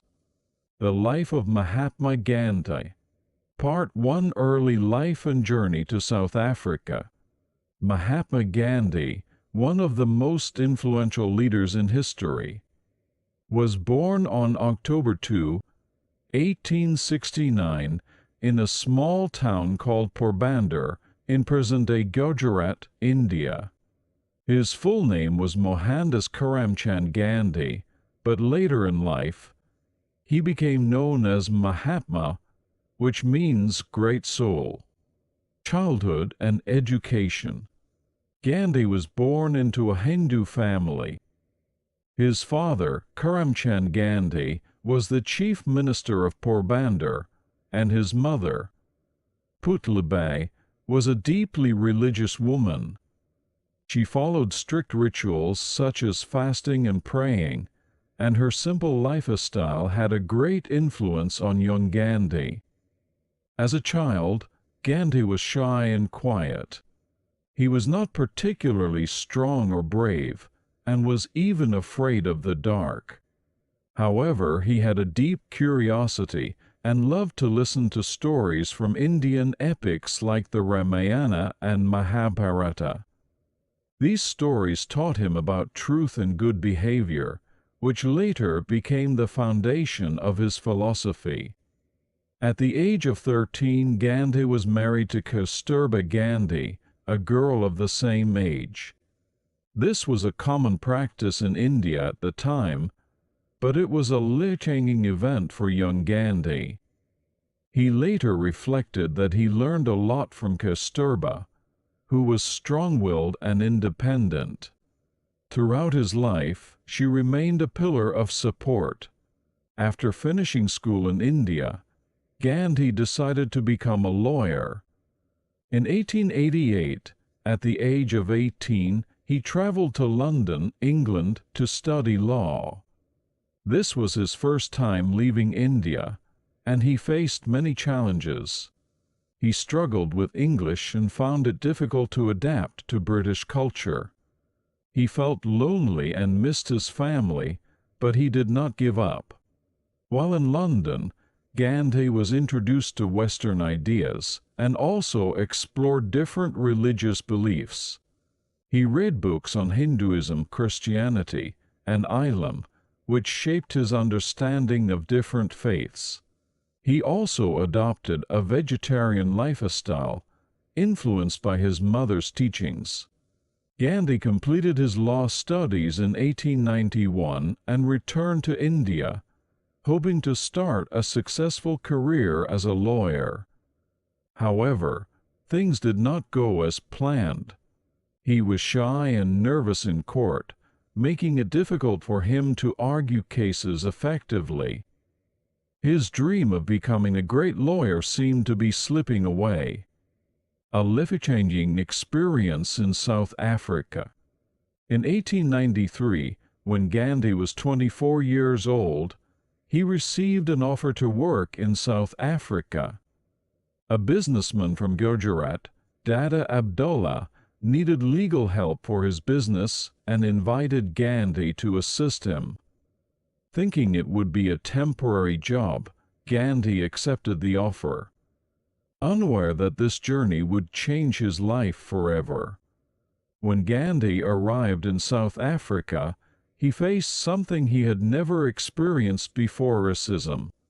South Africa was under British rule, and there was a clear divide between white people and people of color, including Indians.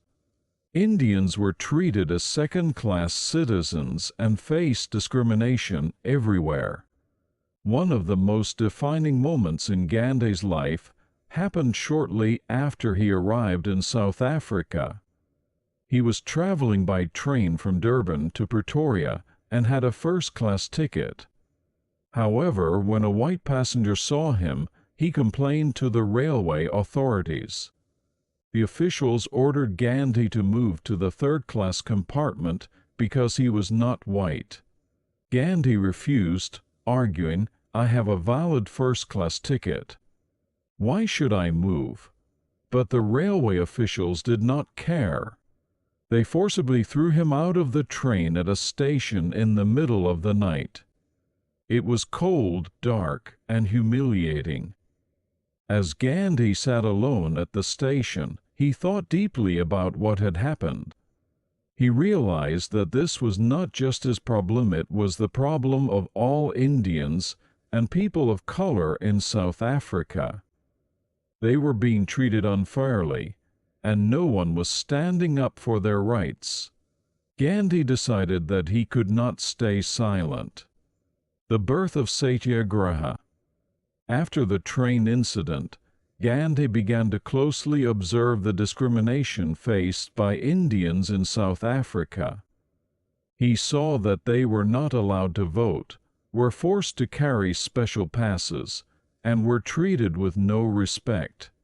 Instead of responding with anger or violence, Gandhi believed in the power of truth and peaceful resistance.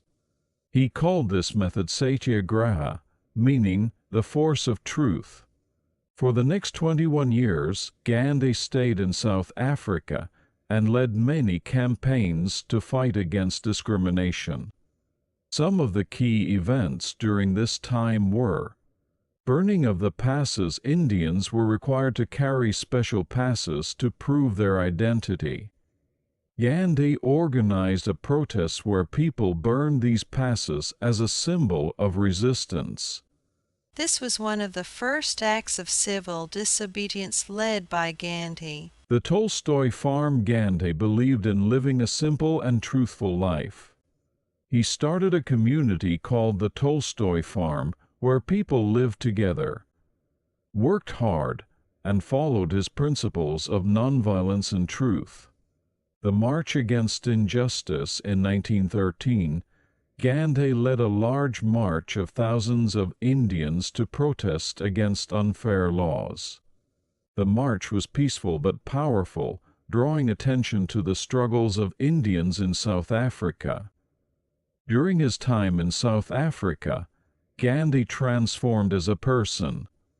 He became stronger, wiser, and more determined to fight against injustice.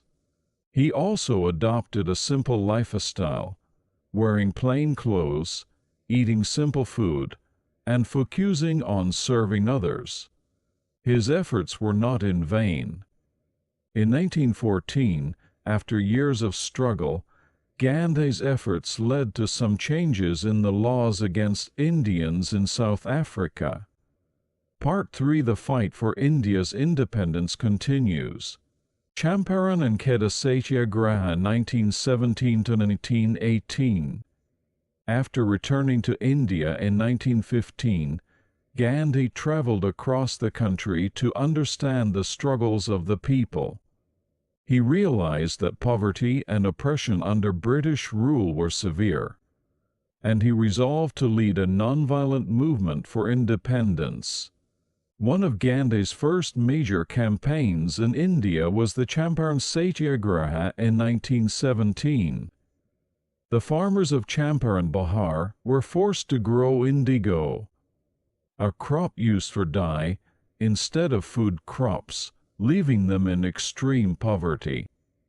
Gandhi led a nonviolent protest and convinced the British authorities to improve the conditions for farmers. This was a significant victory and marked the beginning of Gandhi's leadership in the Indian freedom struggle. Following this, in 1918, Gandhi organized the Kheda Satyagraha in Gujarat.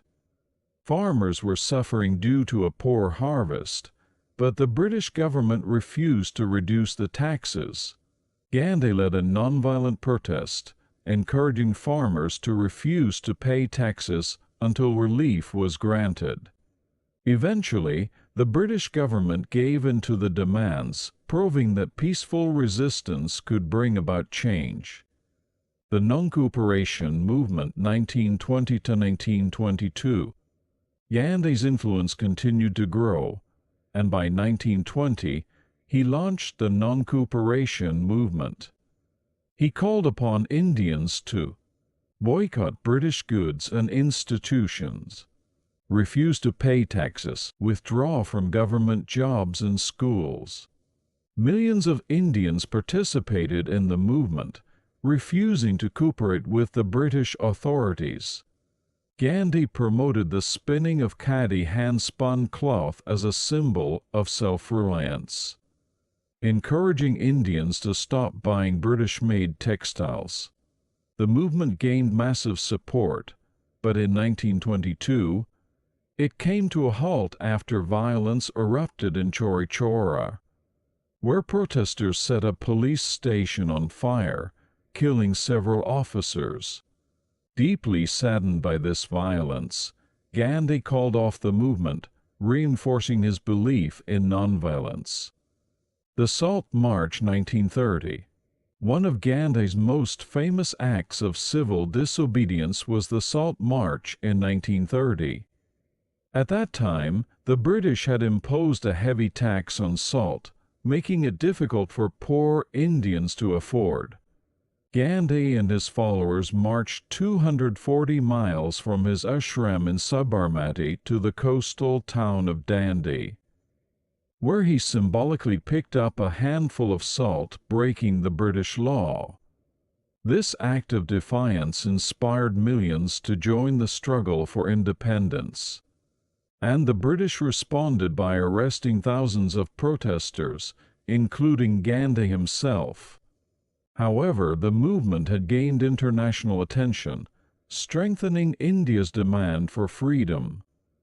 The Civil Disobedience Movement and Round Table Conferences 1930–1934. Following the Salt March, the civil disobedience movement intensified. Gandhi encouraged people across India to refuse to obey British laws, stop paying taxes, and boycott British goods. Thousands of Indians were arrested, including Gandhi. The British government, realizing Gandhi's influence, invited him to the Round Table Conferences in London in 1931 to discuss India's future. However, the talks did not result in any significant concessions from the British, leading to further protests back in India. The Quit India Movement 1942. During World War II, the British government expected Indian support, but Gandhi launched the Quit India Movement in 1942, demanding an immediate end to British rule. He delivered his famous speech, saying, "Do or die," urging Indians to continue their struggle until independence was achieved. The British arrested Gandhi and thousands of his followers, leading to nationwide protests. Despite the brutal suppression by the British, the movement created immense pressure, making it clear that British rule in India was unsustainable. India's independence and partition 1947. After decades of struggle, India finally gained independence on August 15, 1947. However, this victory was accompanied by the painful partition of India and Pakistan. The division along religious lines led to widespread violence between Hindus and Muslims, resulting in the deaths of hundreds of thousands and the displacement of millions. Gandhi was heartbroken by the violence and spent his final years promoting peace and unity. He traveled to riot-affected areas, fasting and urging communities to stop fighting. His efforts helped calm tensions, but the wounds of partition remained deep. The Last Fast and the Assassination of Gandhi 1948. Despite his efforts to bring harmony, communal tensions remain high. On January 13, 1948, Gandhi undertook his final fast in Delhi to end Hindu-Muslim violence. His fast had a profound impact, and leaders from both communities pledged to stop the bloodshed.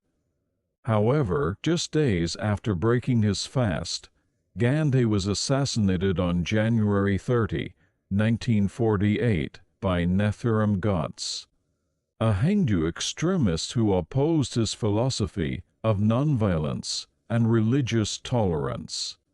As Gandhi collapsed, his last words were reportedly, "Hey Ram," a reflection of his deep spirituality and commitment to peace. His death was a tragic loss for India and the world, but his legacy continued to inspire future generations. The legacy of Mahatma Gandhi. Even after his death, Gandhi's philosophy of nonviolence and truth continued to shape global movements for justice and human rights.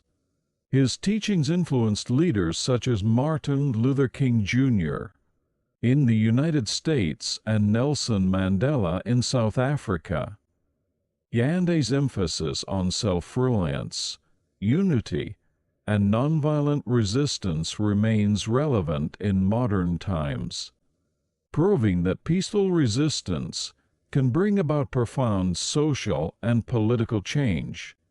Gandhi's principles of ahimsa, nonviolence, and satyagraha, truth and resistance, remained a guiding force for movements advocating peace and justice worldwide.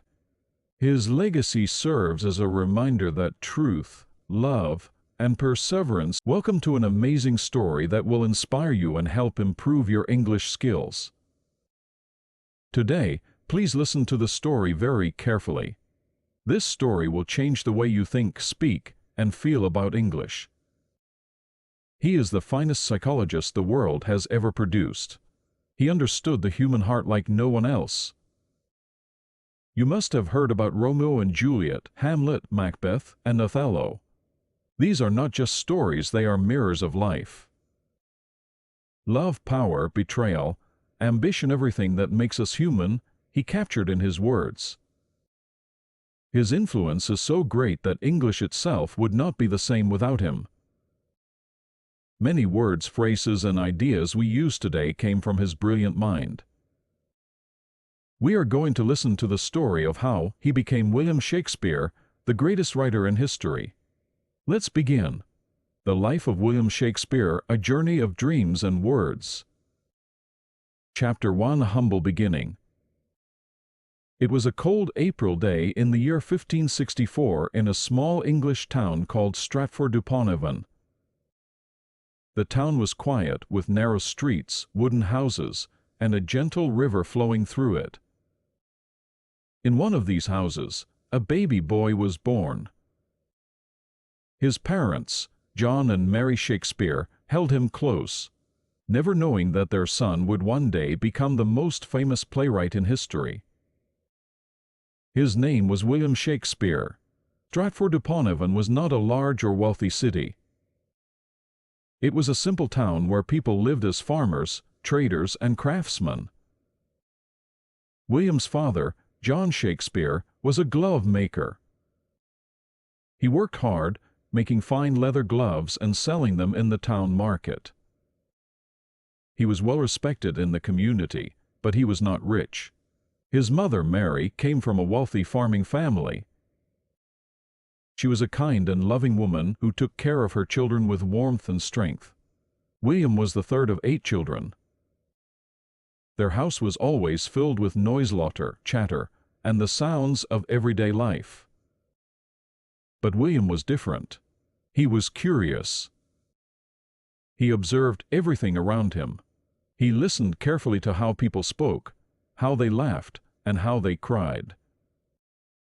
Even as a small child, he had a deep love for words, though he did not yet know that this love would shape his destiny. In the 16th century, there were no televisions, phones, or internet. People entertained themselves with stories. Sometimes, traveling actors would come to Stratford and perform plays in the streets. Young William watched in amazement, his eyes wide with excitement. He loved listening to old legends, folktales, and heroic stories from history. Every story he heard fueled his imagination. At the age of 7, William started school. His school was a small, simple building with wooden benches and a strict teacher. There he studied Latin, history, poetry, and literature. Latin was the language of scholars, and young William became quite good at it. He read great stories from ancient Rome and Greece. Writers like Ovid, Plutarch, and Virgil fascinated him, and their words stayed with him for the rest of his life. But William was not just a bookworm. He loved nature. He would walk through the green fields, watch the river, and listen to the birds. He played with his friends, ran through the streets, and enjoyed life like any other boy. Yet, deep inside him, there was something different, a hunger for words, stories, and meaning. Just when life seemed normal, trouble struck. William's father, once a respected businessman, started facing financial problems. He had borrowed money to expand his business, but things did not go well. Soon, the family had less money. They struggled to buy food at times. William saw the stress in his father's eyes and the worry in his mother's voice. He understood that life was uncertain and unpredictable. Instead of feeling hopeless, William observed everything. He felt every emotion deeply. He learned that life had both joys and hardships. This understanding would later shape his plays, which captured the beauty and tragedy of human life. Even as a child, William had a special way with words. He made up little poems and rhymes. He loved to act and play different roles with his friends. But at that time, no one in Stratford-upon-Avon knew that this young boy would one day write the most famous plays in the world. For now, he was just William, a boy with big dreams. But those dreams were about to take him far, very far. Chapter 2: A Young Man in Love. By the time William turned 18, he was no longer a boy. He was a young man ready to step into the world. And like many young men, he fell in love. Her name was Anne Hathaway. She was a beautiful, intelligent, and independent woman. But there was something unusual about their love story. Anne was 8 years older than William. In those times, it was uncommon for a younger man to marry an older woman, but love does not follow rules. Their love, however, was met with urgency. Anne Hathaway became pregnant before they were married. In the strict society of that time, this was a serious matter. To avoid scandal, William and Anne married quickly in November 1582. William, at just 18 years old, was now a husband. 6 months after their wedding, Anne gave birth to their first child, a daughter named Susanna. 2 years later, in 1585, she gave birth to twins, a boy named Hamet and a girl named Judith. By the time William was 21, he was a father of 3. But there was a problem. How would he support his family? His father's business was still struggling, and William had no stable job. He knew he needed to find a way to make money, but he had no fortune, no land, and no title. He only had his words, his stories, and an unstoppable desire to create. Chapter 3: The Lost Years. From 1585 to 1592, William Shakespeare's life remains a mystery. Historians call this period the Lost Years because there are no clear records of where he was or what he did. Some believe he became a schoolteacher, using his education to teach wealthy children. Others say he joined a traveling theater group, learning the art of performance. Some stories even claim he was forced to leave Stratford due to legal trouble. Whatever the truth may be, one thing is certain: when he reappeared in history in 1592, he was in London, ready to take on the world. He had transformed from a young man, from a small town, into a rising star in the world of theater. London in the late 1500s was full of energy, ambition, and opportunity. It was the heart of England's theatre scene, filled with actors, writers, and poets competing to make a name for themselves. Shakespeare arrived with no money, no connections, and no experience. But he had talent, determination, and an unstoppable passion for storytelling. He began working as an actor in small theater groups. He studied everything: the way people spoke, how they moved, how they expressed emotions. Soon, he started writing his own plays. At first, they were simple, entertaining comedies, but as time passed, he realized he could do more. He could write plays that made people think, feel, and question life itself. By 1592, Shakespeare was becoming well known in London's theatre world. But not everyone liked him. A famous playwright named Robert Greene insulted him in a letter, calling him an upstart crow, meaning he was a nobody trying to act like a great writer. But Shakespeare did not let this insult stop him. Instead, he worked harder, wrote more plays, and gained the respect of actors and audiences alike. The stage was set for his rise to greatness. Chapter 3: The Journey to London. By the time William turned 21, he was a husband and a father of 3. But life in Stratford-upon-Avon was difficult. His father's financial troubles had not improved, and there were few opportunities in the small town. William knew he needed to do something bold.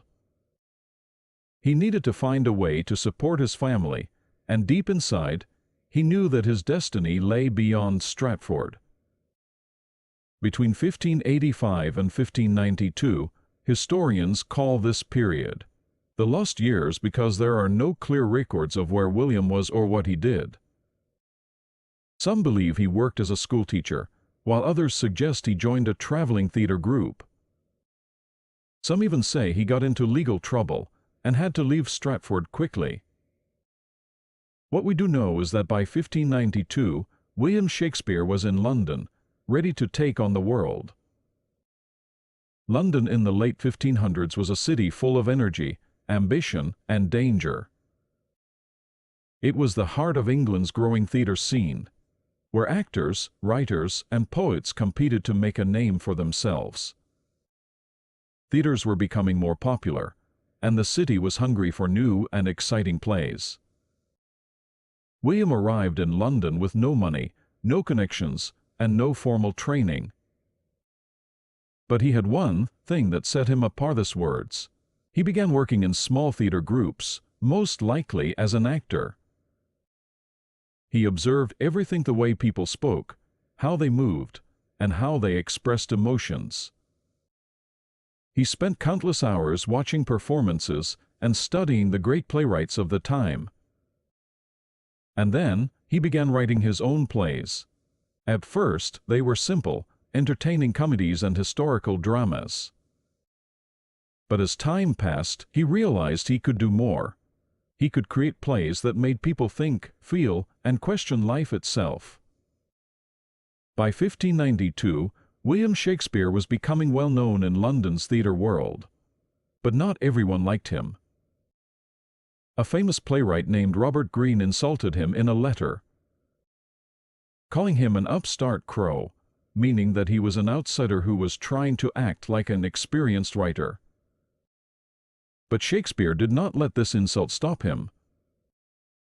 Instead, he worked harder, writing more plays and gaining the respect of actors and audiences alike. And soon, his name would be known across England. Chapter 4: The Rise of a Playwright. As the 1590s progressed, Shakespeare's reputation grew rapidly. He wrote plays that captivated audiences, blending drama, humor, and deep human emotion. His early works included Henry V.I., Richard III, and Titus Andronicus, historical plays and tragedies that showcased his skill with language and storytelling.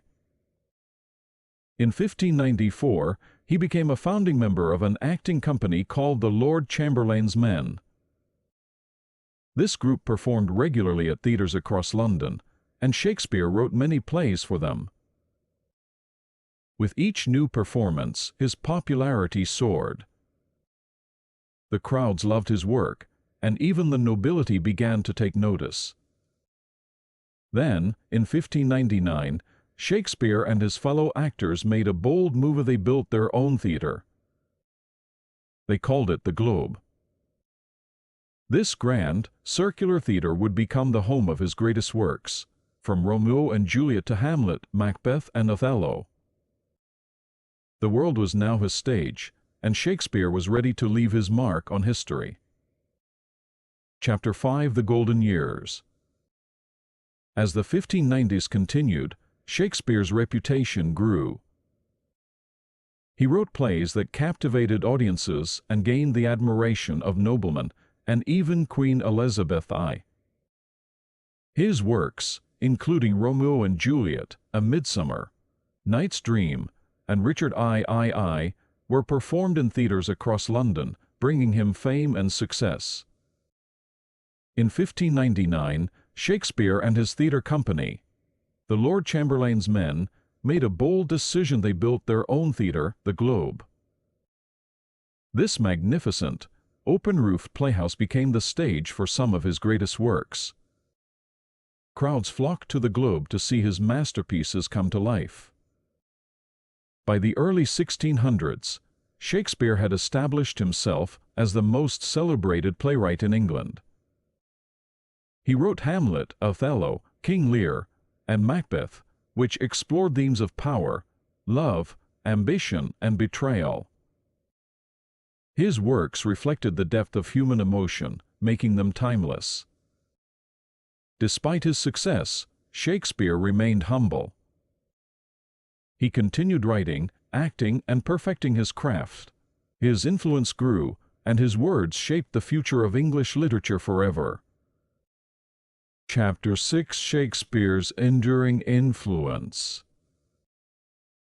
More than 400 years after his death, William Shakespeare's influence continues to shape the modern world in ways that few writers in history have ever achieved.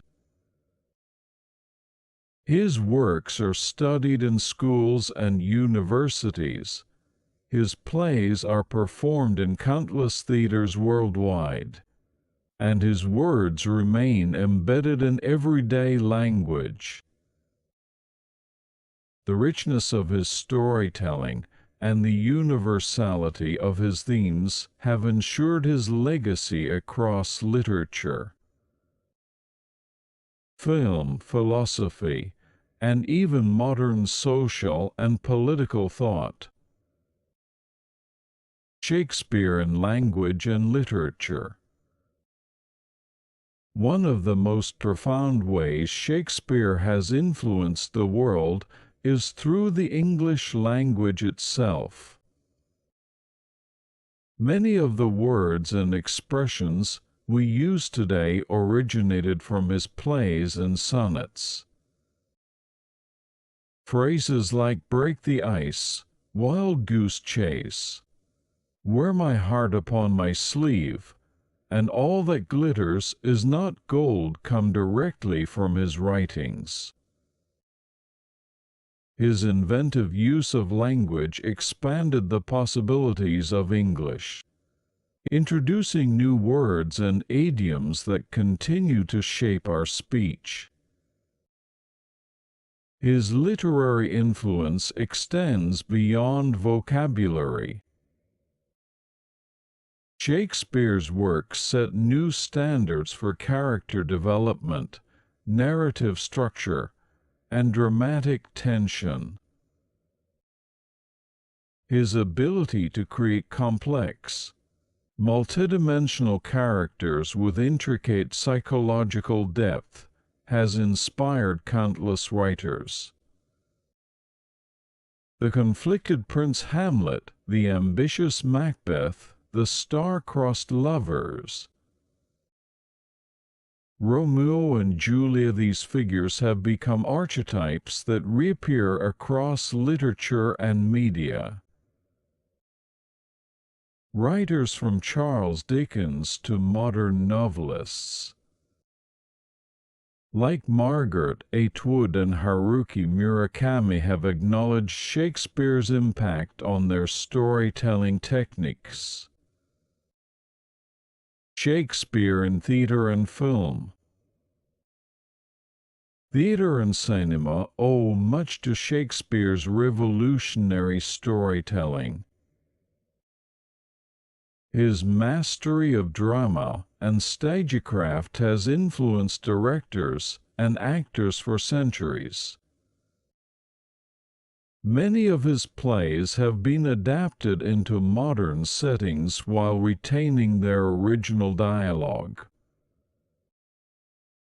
Productions like Baz Luhrmann's Romeo and Juliet 1996, which places the classic tale in a contemporary urban world, and 10 Things I Hate About You 1999,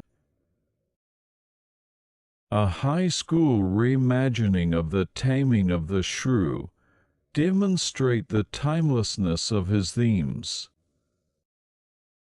Beyond direct adaptations, Shakespeare's dramatic structures and themes have permeated the film industry.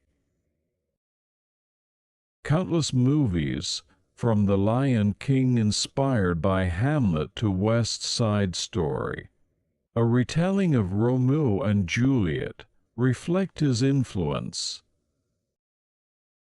His stories of love, power, ambition, and revenge continue to inspire filmmakers, showing that his understanding of human nature transcends time and culture.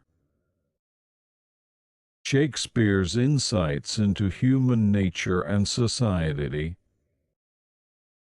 One of the reasons Shakespeare remains so relevant is his deep understanding of human emotions and social dynamics. His plays explore themes of love, jealousy, ambition, betrayal, power, and the complexities of the human mind. Psychological scholars have often analyzed Shakespeare's characters to better understand human behavior.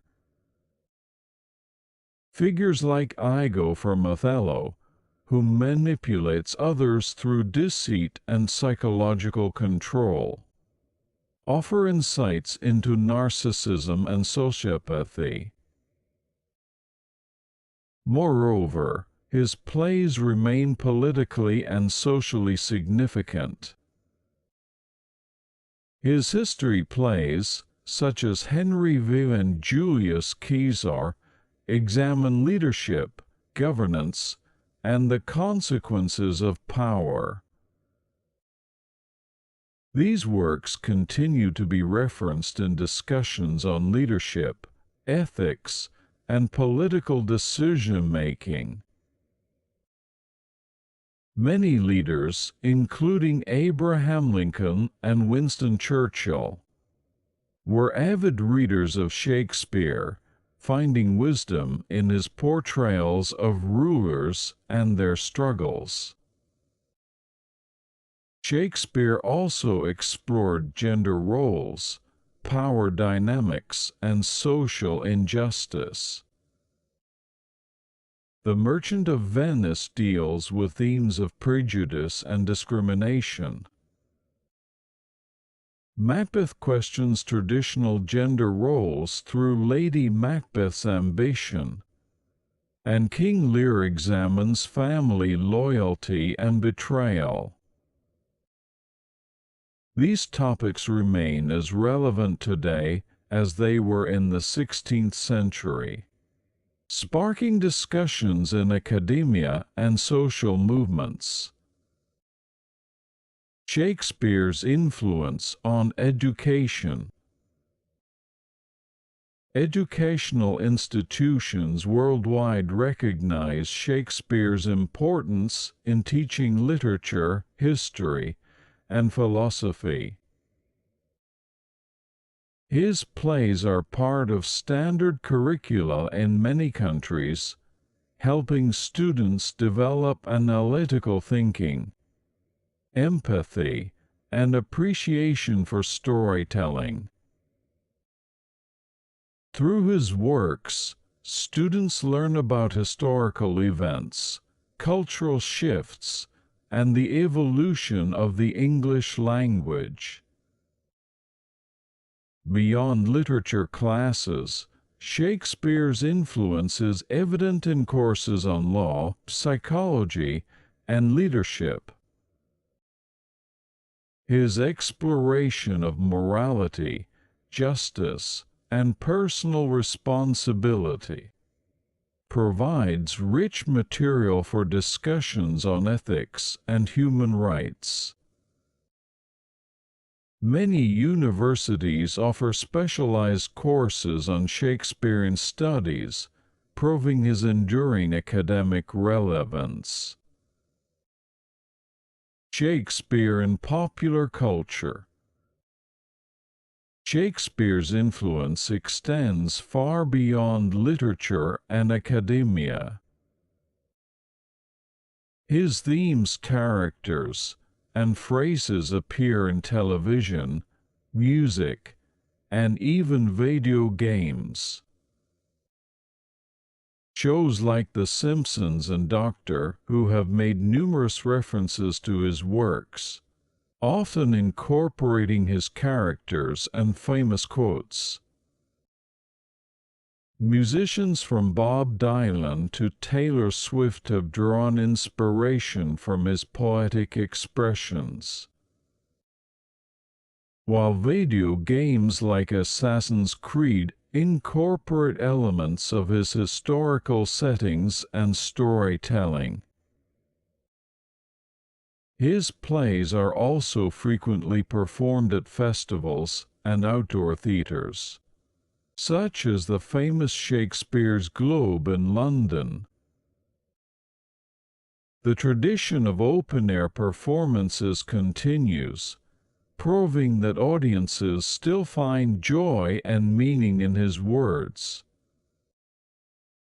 The timelessness of Shakespeare's legacy. What makes Shakespeare truly remarkable is that his works remain deeply relevant to modern life. His ability to capture human emotions, his intricate storytelling, and his exploration of universal themes ensure that each new generation finds meaning in his words. His influence spans across literature, theater, politics, education, psychology, and popular culture, making him one of the most enduring figures in history. Shakespeare's legacy is not just in his texts, but in the countless adaptations, interpretations, and inspirations that continue to emerge. His works remind us of the power of storytelling, the beauty of language, and the complexity of human nature. Whether on the stage, in the classroom, or in our everyday speech, Shakespeare's influence will continue to shape the. Welcome to an amazing story that will inspire you and help improve your English skills. Do you ever feel like your dreams are too far away? Sometimes, success seems impossible. But history shows that determination and passion can change everything. This is the story of a young boy who started with curiosity and grew into one of the most influential people in the world. His name is Bill Gates. The inspiring story of Bill Gates. Chapter 1: A Curious Mind. Bill Gates was born on October 28, 1955, in Seattle, Washington, USA. His full name was William Henry Gates III. His family was not very rich, but they lived a comfortable life. His father, William E. Gates, Sr., was a lawyer. His mother, Mary Maxwell Gates, was a teacher and later worked in business. From an early age, Bill was different. He was a quiet boy, but he loved learning. He could sit for hours reading books and trying to understand the world. His parents noticed that he had an unusual curiosity. Even as a baby, he would stare at objects for a long time, trying to figure out how they worked. At the age of 7, Bill started reading advanced books. He loved science, history, and law. His favorite place was the family's small library. He could spend hours there, lost in the world of books. But school was different. The lessons were too easy for him. He often felt bored in class. His teachers noticed that he was distracted, but it wasn't because he wasn't interested. He had already read everything they were teaching. One day, when Bill was 9 years old, his teacher asked him, "Why do you always look distracted?" Bill replied confidently, "Because I have already read the book." His parents realized that Bill needed a more challenging environment. So they decided to enroll him in Lakeside School, a prestigious private school known for its strong academic programs. Chapter 2: Discovering Computers. Lakeside School changed Bill's life. It was here that he discovered something that fascinated him more than books: computers. In the late 1960s, computers were rare. They were huge machines that took up entire rooms, and only big businesses or universities could afford them. But Lakeside had a computer. The first time Bill saw it, he was amazed. He felt like he had discovered magic. Bill spent every free moment in the computer room. He learned how to program, writing simple codes that made the machine perform tasks. His passion was so strong that he sometimes skipped other classes just to spend more time with the computer. At first, his teachers were annoyed, but soon they realized that Bill had an extraordinary talent.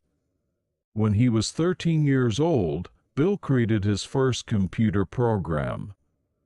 It was a simple game of tic-tac-toe, where a person could play against the computer. This small achievement filled him with pride. He realized that programming was not just a hobby, it was something powerful. It was a way to bring ideas to life. During his time at Lakeside, Bill met Paul Allen, a senior student who shared his love for computers.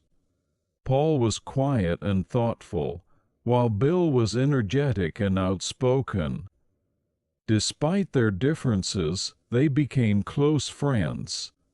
They spent hours talking about computers and the future. One day, Paul said, "Bill, I believe that one day there will be a computer in every home." At that time, it seemed impossible. Computers were expensive, and only big companies used them. But Bill believed it too. They started dreaming together about how they could make this vision a reality. Chapter 3: Early Business Success. By the time Bill was 15, he was not just learning, he was earning. Along with Paul Allen, he started his first business, called Trafodata. They created a program to analyze traffic data for cities.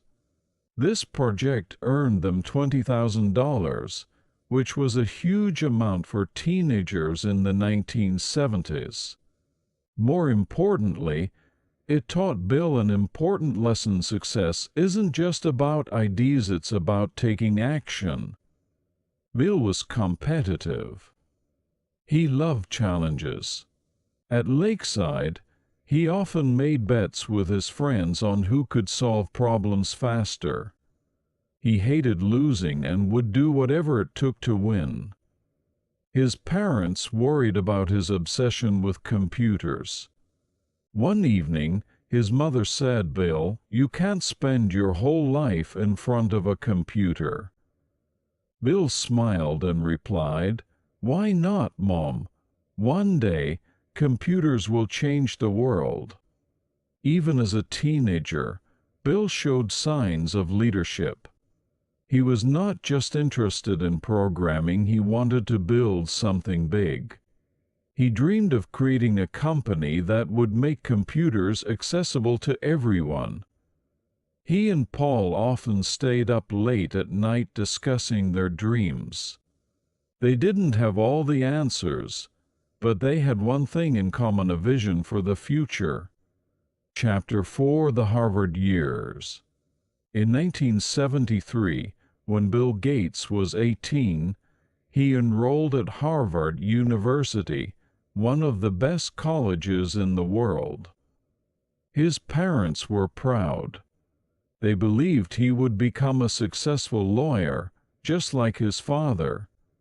But Bill had a different plan. While other students focused on law, history, or medicine, Bill spent most of his time in the computer lab. He skipped classes to learn more about programming. One day, a professor asked him, Why don't you focus on your studies instead of spending all your time with computers?" Bill smiled and said, "Because this is the future. Computers will change everything." At Harvard, Bill's passion for computers made him stand out. He was not just a student, but was a visionary. In 1974, while he was still in college, something happened that changed his life forever. A company called MITS created the first personal computer, the Altair 8800. This was a huge deal. Until then, computers were large, expensive, and only used by big businesses. But the Altair 8800 was small and affordable. When Bill and Paul Allen saw the Altair 8800, they knew this was their chance. They believed that personal computers would become popular, and they wanted to be part of this revolution. Paul called Bill one night and said, "Bill, this is it. We need to act fast before someone else does." Bill agreed.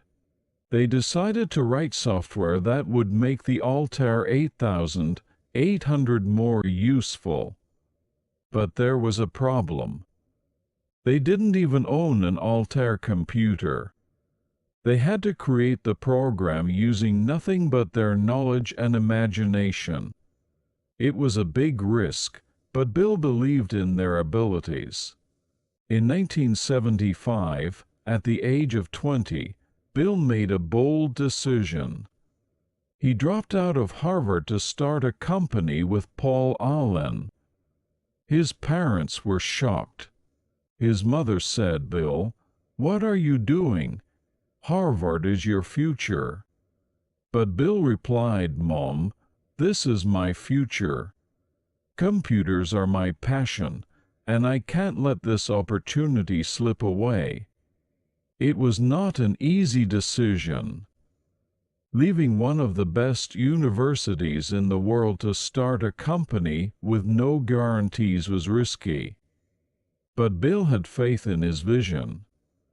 That same year, Bill and Paul started their company. They called it Microsoft, which stood for Microcomputer Software. Their goal was simple: to create software for personal computers.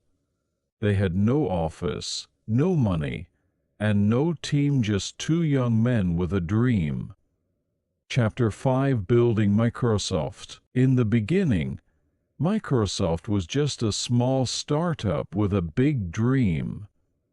Bill and Paul worked day and night, writing software and meeting with potential clients. They had no real office, so they worked wherever they could. They were determined to make personal computers a reality for everyone.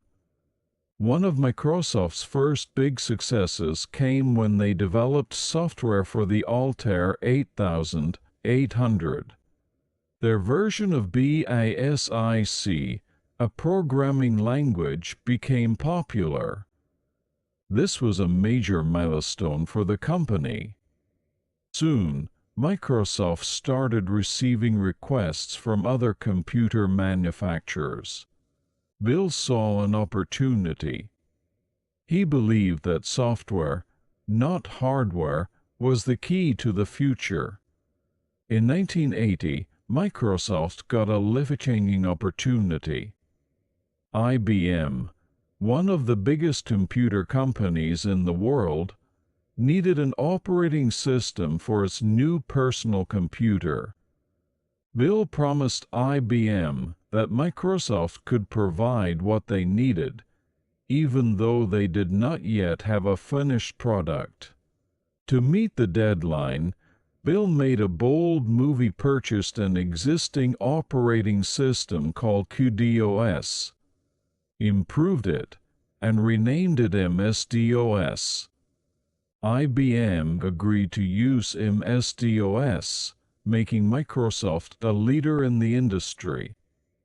MS-DOS was a success, but Bill knew that the future required something even more user-friendly. In 1985, Microsoft launched Windows, a graphical operating system that made computers easier to use. Unlike MS-DOS, which required typing commands, Windows allowed users to click on icons and navigate with a mouse. This was a game changer. Windows quickly became the most popular operating system in the world. Chapter 6: Microsoft's Rise to Power. As Microsoft grew, Bill became known for his intense work ethic. He pushed his employees to work hard and demanded excellence. Some found his leadership style difficult, but many respected his vision and dedication. Microsoft continued to grow, and in 1986, the company went public. Overnight, Bill Gates became a billionaire at just 31 years old. Despite his wealth, Bill did not slow down. He wanted Microsoft to continue dominating the software market. In the 1990s, Microsoft released improved versions of Windows, including Windows 95, which was a huge success. The launch of Windows 95 was one of the biggest events in tech history, with people lining up at stores to buy it. By the late 1990s, Microsoft controlled the majority of the world's computer operating systems. However, success also brought challenges. In 1998, the U.S. government accused Microsoft of being a monopoly, arguing that the company was using unfair business practices to eliminate competition. The legal battle lasted for years and affected Microsoft's public image. Despite this, the company remained dominant in the industry. Chapter 7: A New Mission. By the early 2000s, Bill started thinking about his legacy beyond Microsoft. He realized that his wealth could be used to solve global problems. In 2000, he and his wife, Melinda, created the Bill and Melinda Gates Foundation. The foundation focused on improving global health, reducing poverty, and supporting education. One of its biggest missions was to provide vaccines to children in developing countries. In 2006, Bill announced that he would step down from his daily role at Microsoft to focus on philanthropy. Many were surprised by his decision. However, Bill explained that he had already achieved his dreams in technology, and now he wanted to use his resources to help others. Since then, the Gates Foundation has donated billions of dollars to causes such as eradicating diseases, improving education, and fighting climate change. Bill's influence expanded beyond the tech world, as he worked with governments and organizations to create positive change. Chapter 8: Bill Gates' Legacy. Bill Gates' legacy is a complex one. While he is admired for his technological innovations and philanthropy, he has also faced criticism and challenges. His transition from a fierce businessman to a humanitarian has been closely examined by both supporters and skeptics. Many admire Bill for his dedication to solving global problems. His foundation has saved millions of lives by funding vaccine programs, providing education opportunities, and addressing poverty. Leaders around the world have praised his efforts. Former U.S. President Barack Obama once said, "Bill Gates is a visionary." He saw the future before anyone else did, and now he's working to make that future better for all of us. However, some critics argue that Bill's wealth gives him too much influence over global issues. They question whether one person should have so much control over public health and education policies. Some have also criticized his approach to business, arguing that Microsoft's aggressive tactics in the 1990s hurt competition and innovation. Despite the criticisms, Bill remains committed to his philanthropic work.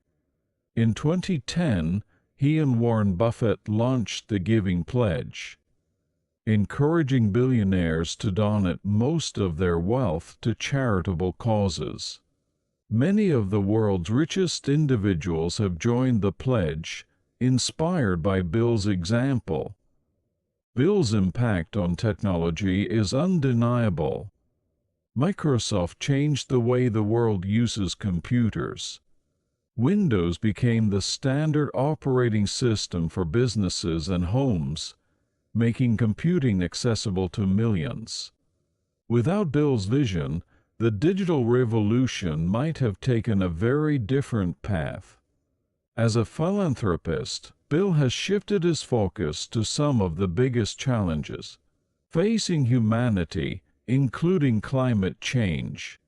He believes that technology and innovation can help solve environmental problems. His book, How to Avoid a Climate Disaster, outlines potential solutions for a sustainable future. Even with his enormous success, Bill Gates continues to learn and evolve. He once said, "Success is a lousy teacher. It seduces smart people into thinking they can't lose." This humility and willingness to adapt have allowed him to remain relevant in a constantly changing world. Bill's personal life has also been in the spotlight. In 2021, he and Melinda announced their divorce after 27 years of marriage. Despite this personal challenge, they continue to work together through their foundation, demonstrating their shared commitment to philanthropy. As Bill Gates moves forward, his legacy will be defined not just by his achievements, but by the impact he has on future generations. Whether as a technology pioneer, a philanthropist, or a thought leader, his influence will be felt for decades to come. His journey reminds us that true success is not just about financial wealth, it's about using resources to create positive change. Bill's story continues to inspire millions around the world to dream big, work hard, and make a difference. Welcome to an amazing story that will inspire you and help improve your English skills. The Life of Nelson Mandela. Chapter 1: Early Life. Nelson Mandela was born on July 18, 1918, in a small village called Mbizo, in the Eastern Cape of South Africa. His real name was Rolihlahla Mandela, which means pulling the branch of a tree in the Xhosa language. Some say it also means troublemaker. This name would later describe his role in fighting injustice. Mandela was born into the Thembu royal family. His father, Gadla Henrine Fikaniaswa, was a respected chief and an advisor to the king. His mother, Nonkafi Noskini, was a devout Christian. Even though his family was not rich, they were respected in their community. Mandela's childhood was simple but happy. He lived in a small hut made of mud and straw, surrounded by open fields and rolling hills. There was no electricity, no running water, and no modern technology, but he enjoyed the freedom of nature. As a young boy, Mandela loved to run barefoot, herd cattle, and swim in rivers. He played traditional Xhosa games with his friends and listened to elders tell stories at night. These stories were often about brave warriors and great leaders. They inspired young Mandela to dream of becoming a leader one day. One day, his father told him, "A real leader is not someone who wants power for himself. A real leader serves his people." These words stayed in Mandela's heart forever. However, when Mandela was 9 years old, his father became sick and died. This was a very sad time for him, but it also changed his life forever. His mother took him to live with Chief John Dalindibo, the leader of the Thembu people. The chief welcomed Mandela into his home and raised him like a son. For the first time, Mandela saw a world beyond his village. He lived in a royal palace where he watched the chief make important decisions. He learned about leadership, traditions, and responsibility. This experience helped shape his future. Chapter 2: Education and Awareness. Mandela started attending school when he was 7 years old. His teacher, Miss Ndingane, gave him the English name Nelson. It was a common practice in South Africa at that time for African children to receive English names. Even though Mandela did not understand why he needed a new name, he accepted it and focused on his studies. He was a curious and hardworking student. He loved subjects like English, history, and geography. He was especially interested in stories of African heroes who fought against colonial rule. Mandela believed that education was the key to success. He often said, "Education is the most powerful weapon which you can use to change the world." As Mandela grew older, he started to see the unfairness in society. South Africa was ruled by a system called apartheid. This system separated black and white people. Black people had fewer rights. They were not allowed to vote, own land, or live in the same areas as white people. At the age of 16, Mandela went through a traditional Xhosa ceremony where boys became men. During the ceremony, the elders spoke about the difficult life of black people under apartheid. This made Mandela feel a strong sense of responsibility. He wanted to fight for justice and equality. When he was 19 years old, something big happened. The chief arranged a marriage for him. But Mandela did not want to get married. He wanted to continue his education and choose his own future. So he made a bold decision. He ran away to the big city of Johannesburg. Chapter 3: Life in Johannesburg. When Mandela arrived in Johannesburg, he was young and full of dreams. But the city was not easy for black people. It was full of challenges and injustice. Black people had to work long hours for very little money. They lived in poor areas called townships, while white people enjoyed all the wealth and power. At first, Mandela worked as a security guard at a gold mine. Later, he found a job as a clerk in a law firm. This job introduced him to law and politics. At night, he studied law by candlelight, determined to get an education. During this time, Mandela met Walter Sisulu, a businessman and political activist. Sisulu became his mentor and introduced him to the African National Congress (ANC). The ANC was a political organization that fought for the rights of black South Africans. Mandela was inspired and joined the ANC's Youth League. Mandela worked hard to mobilize young people. He gave powerful speeches about justice, equality, and freedom. People admired his courage and leadership. One of his famous quotes from this time was, "It always seems impossible until it's done." During this period, Mandela met a beautiful and intelligent woman, Evelyn Toko Mace. She was a nurse and also wanted a better South Africa. They got married in 1944 and started a family. Mandela loved his wife and children, but his political work often kept him away from home. In 1948, something terrible happened. The South African government officially introduced new apartheid laws. These laws made life even harder for black people. They dictated where black people could live, work, and even whom they could marry. Mandela and his friends in the ANC knew they had to act. He helped organize peaceful protests, strikes, and marches.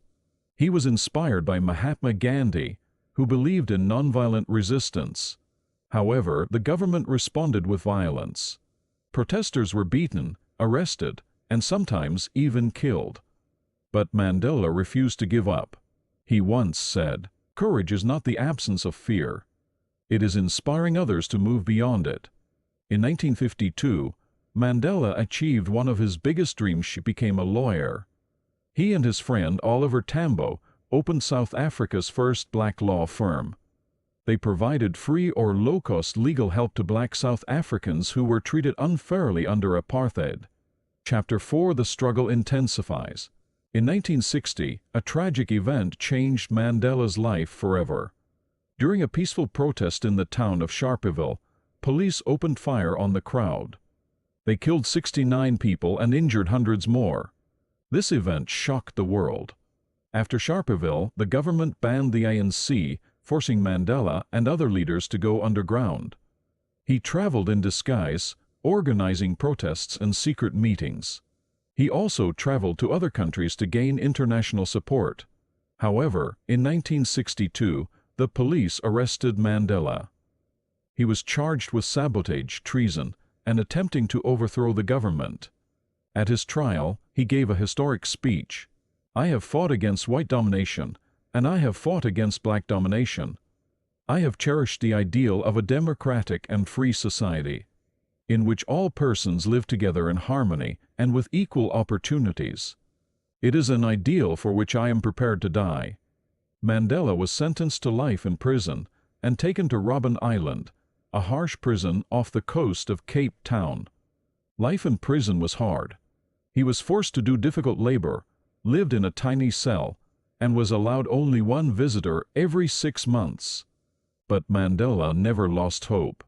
He used his time in prison to study, teach, and plan for a better future.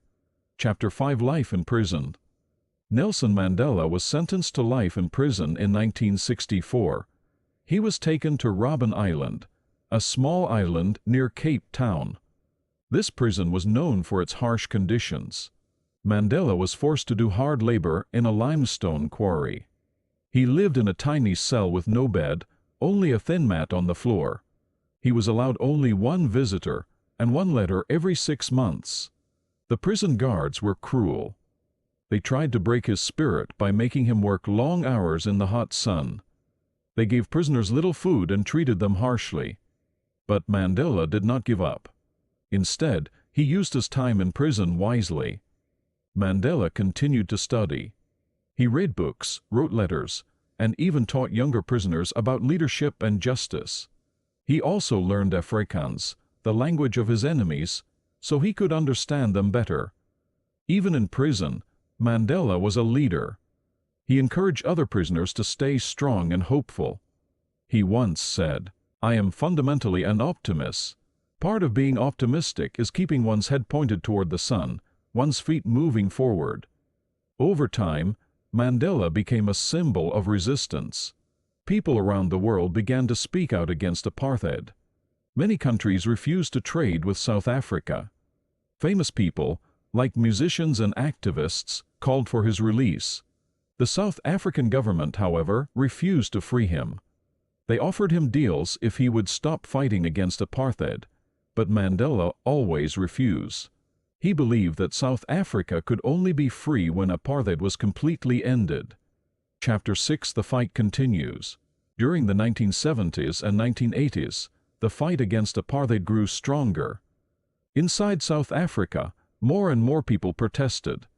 Many young people joined the struggle, and the police responded with violence.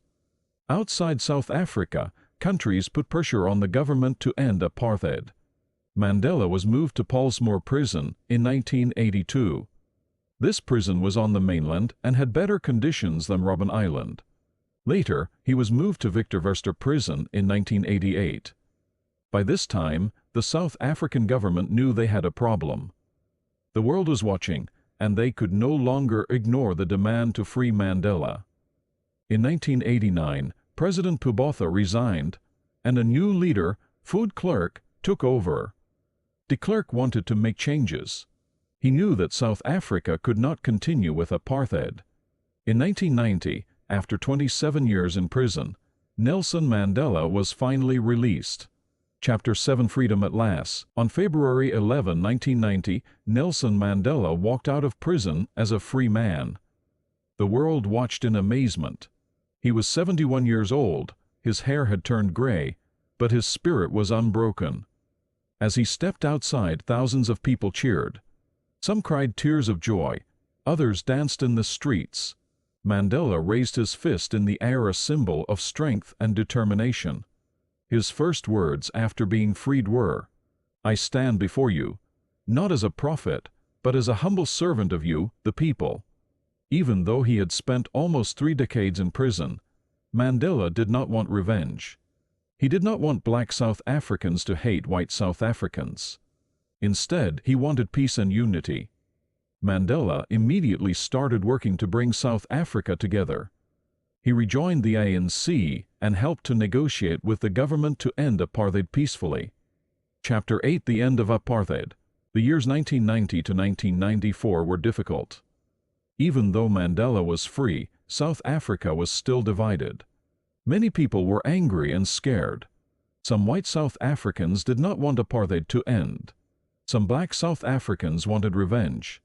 Violence broke out in many places. But Mandela remained calm. He met with white leaders, including President de Klerk, to talk about the future of South Africa. At first, many people did not trust each other, but Mandela believed in peace. Finally, after years of negotiations, apartheid officially ended in 1993. That same year, Mandela and de Klerk were awarded the Nobel Peace Prize for their efforts. In April 1994, South Africa held its first democratic election. For the first time in history, black South Africans were allowed to vote. Millions of people lined up for hours to cast their votes. It was a historic moment. Chapter 9: President Mandela. On April 27, 1994, Nelson Mandela won the election and became South Africa's first black president. The world celebrated his victory. During his inauguration speech, he said, "Never, never, and never again shall it be that this beautiful land will again experience the oppression of one by another." As president, Mandela focused on healing the nation. He knew that forgiveness was the key to peace. He once said, "Resentment is like drinking poison, and then hoping it will kill your enemies." Mandela also wanted to unite black and white South Africans. One of his most famous acts was during the 1995 Rugby World Cup. Rugby was seen as a white man's sport, but Mandela supported the South African team, the Springboks. On the day of the final match, he wore a Springboks jersey and shook hands with the team captain, Francois Pienaar. South Africa won the championship, and for the first time, black and white South Africans cheered together. This powerful moment was later made into the movie Invictus. The title comes from a poem Mandela loved, which ends with the words, "I am the master of my fate. I am the captain of my soul." Chapter 10: Life after Presidency. In 1999, after serving one term as president, Mandela stepped down. Many leaders in Africa held on to power for too long. But Mandela believed that true leadership meant knowing when to leave. Even after retiring, he continued to work on important issues. He fought for education, human rights, and the fight against HIV/AIDS. He traveled the world, meeting world leaders and inspiring young people.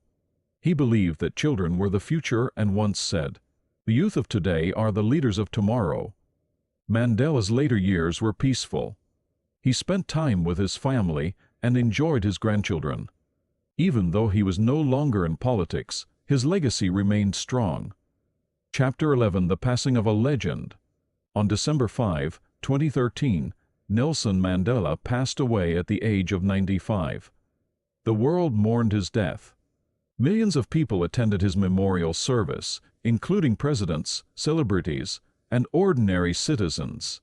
People remembered Mandela not just as a leader, but as a symbol of hope, forgiveness, and unity. His funeral was attended by leaders from all over the world, a true sign of his global impact. Mandela's legacy continues to inspire people today. His story teaches us that never give up, no matter how hard life gets. Forgiveness is stronger than hate. One person can make a difference. His famous words remind us, the greatest glory in living lies not in never falling, but in rising every time we fall. Chapter 12: Mandela's Global Influence. Even after stepping down as president in 1999, Nelson Mandela remained one of the most respected leaders in the world. He traveled to different countries, meeting presidents, kings, and ordinary people. Wherever he went, people greeted him with love and admiration. Mandela became a symbol of peace, forgiveness, and hope. His ability to bring people together was truly remarkable. Even former enemies respected him because he showed kindness and wisdom instead of anger and revenge. He continued to fight for justice, focusing on education, human rights, and the fight against poverty and disease. One of his biggest concerns was HIV/AIDS, which was a growing problem in South Africa. At the time, many people in South Africa did not talk about HIV/AIDS openly.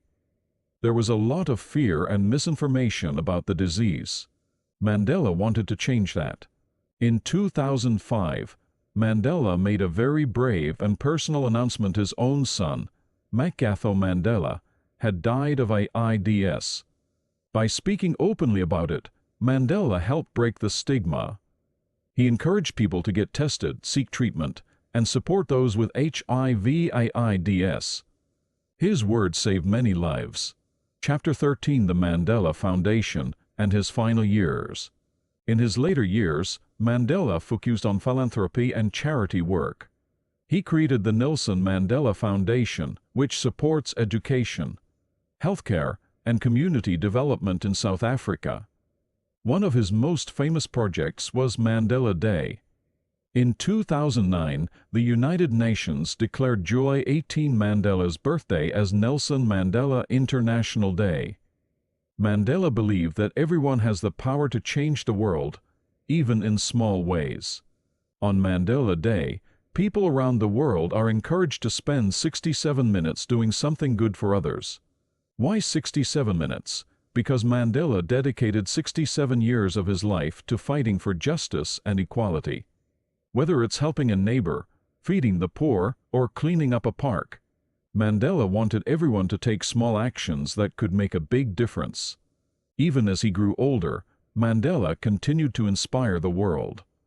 However, his health began to decline. In 2011, he was hospitalized several times. People around the world prayed for him. His last public appearance was during the 2010 FIFA World Cup in South Africa, where thousands of fans cheered and waved at him. Mandela spent his final years at home, surrounded by his family and close friends.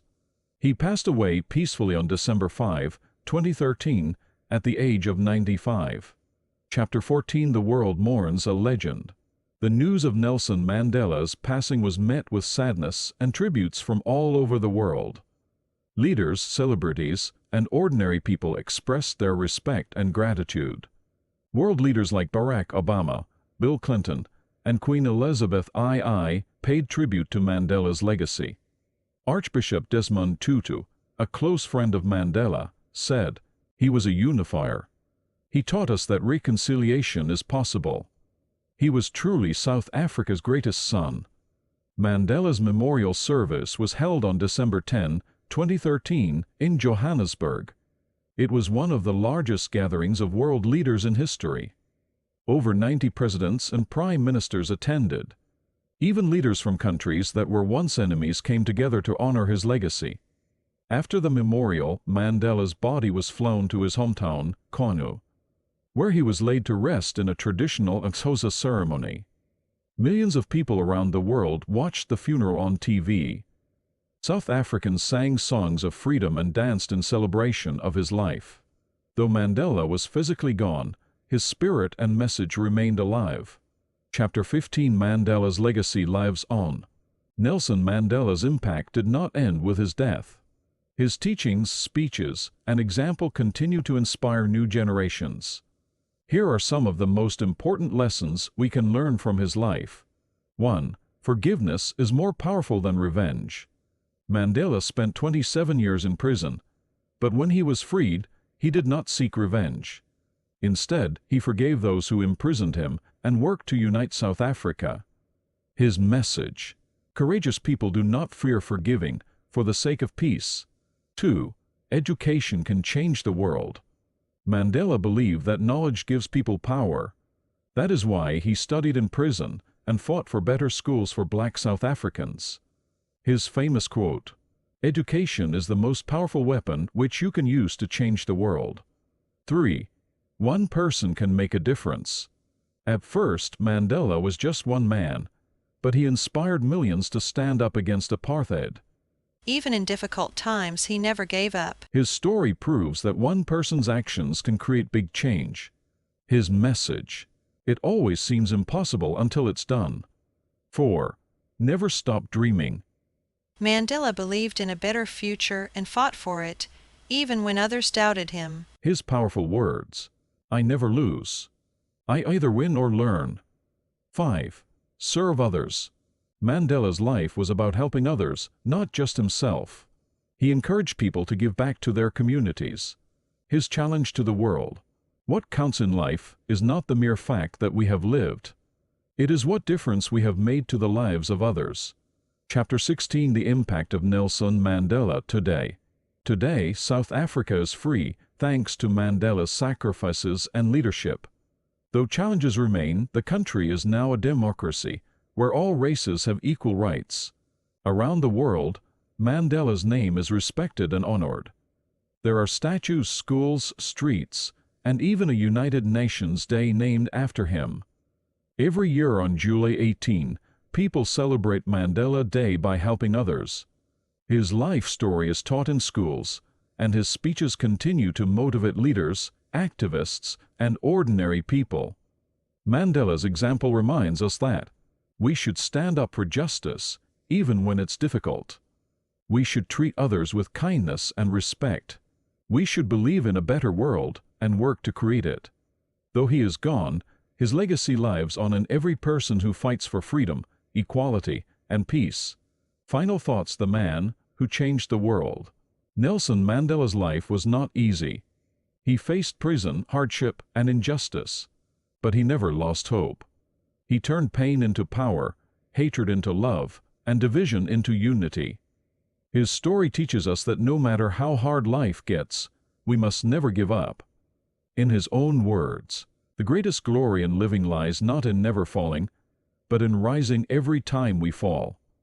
As long as people remember his courage, his kindness, and his dreams, Nelson Mandela will never be forgotten. Thank you for listening. Please subscribe this channel and enjoy learning English.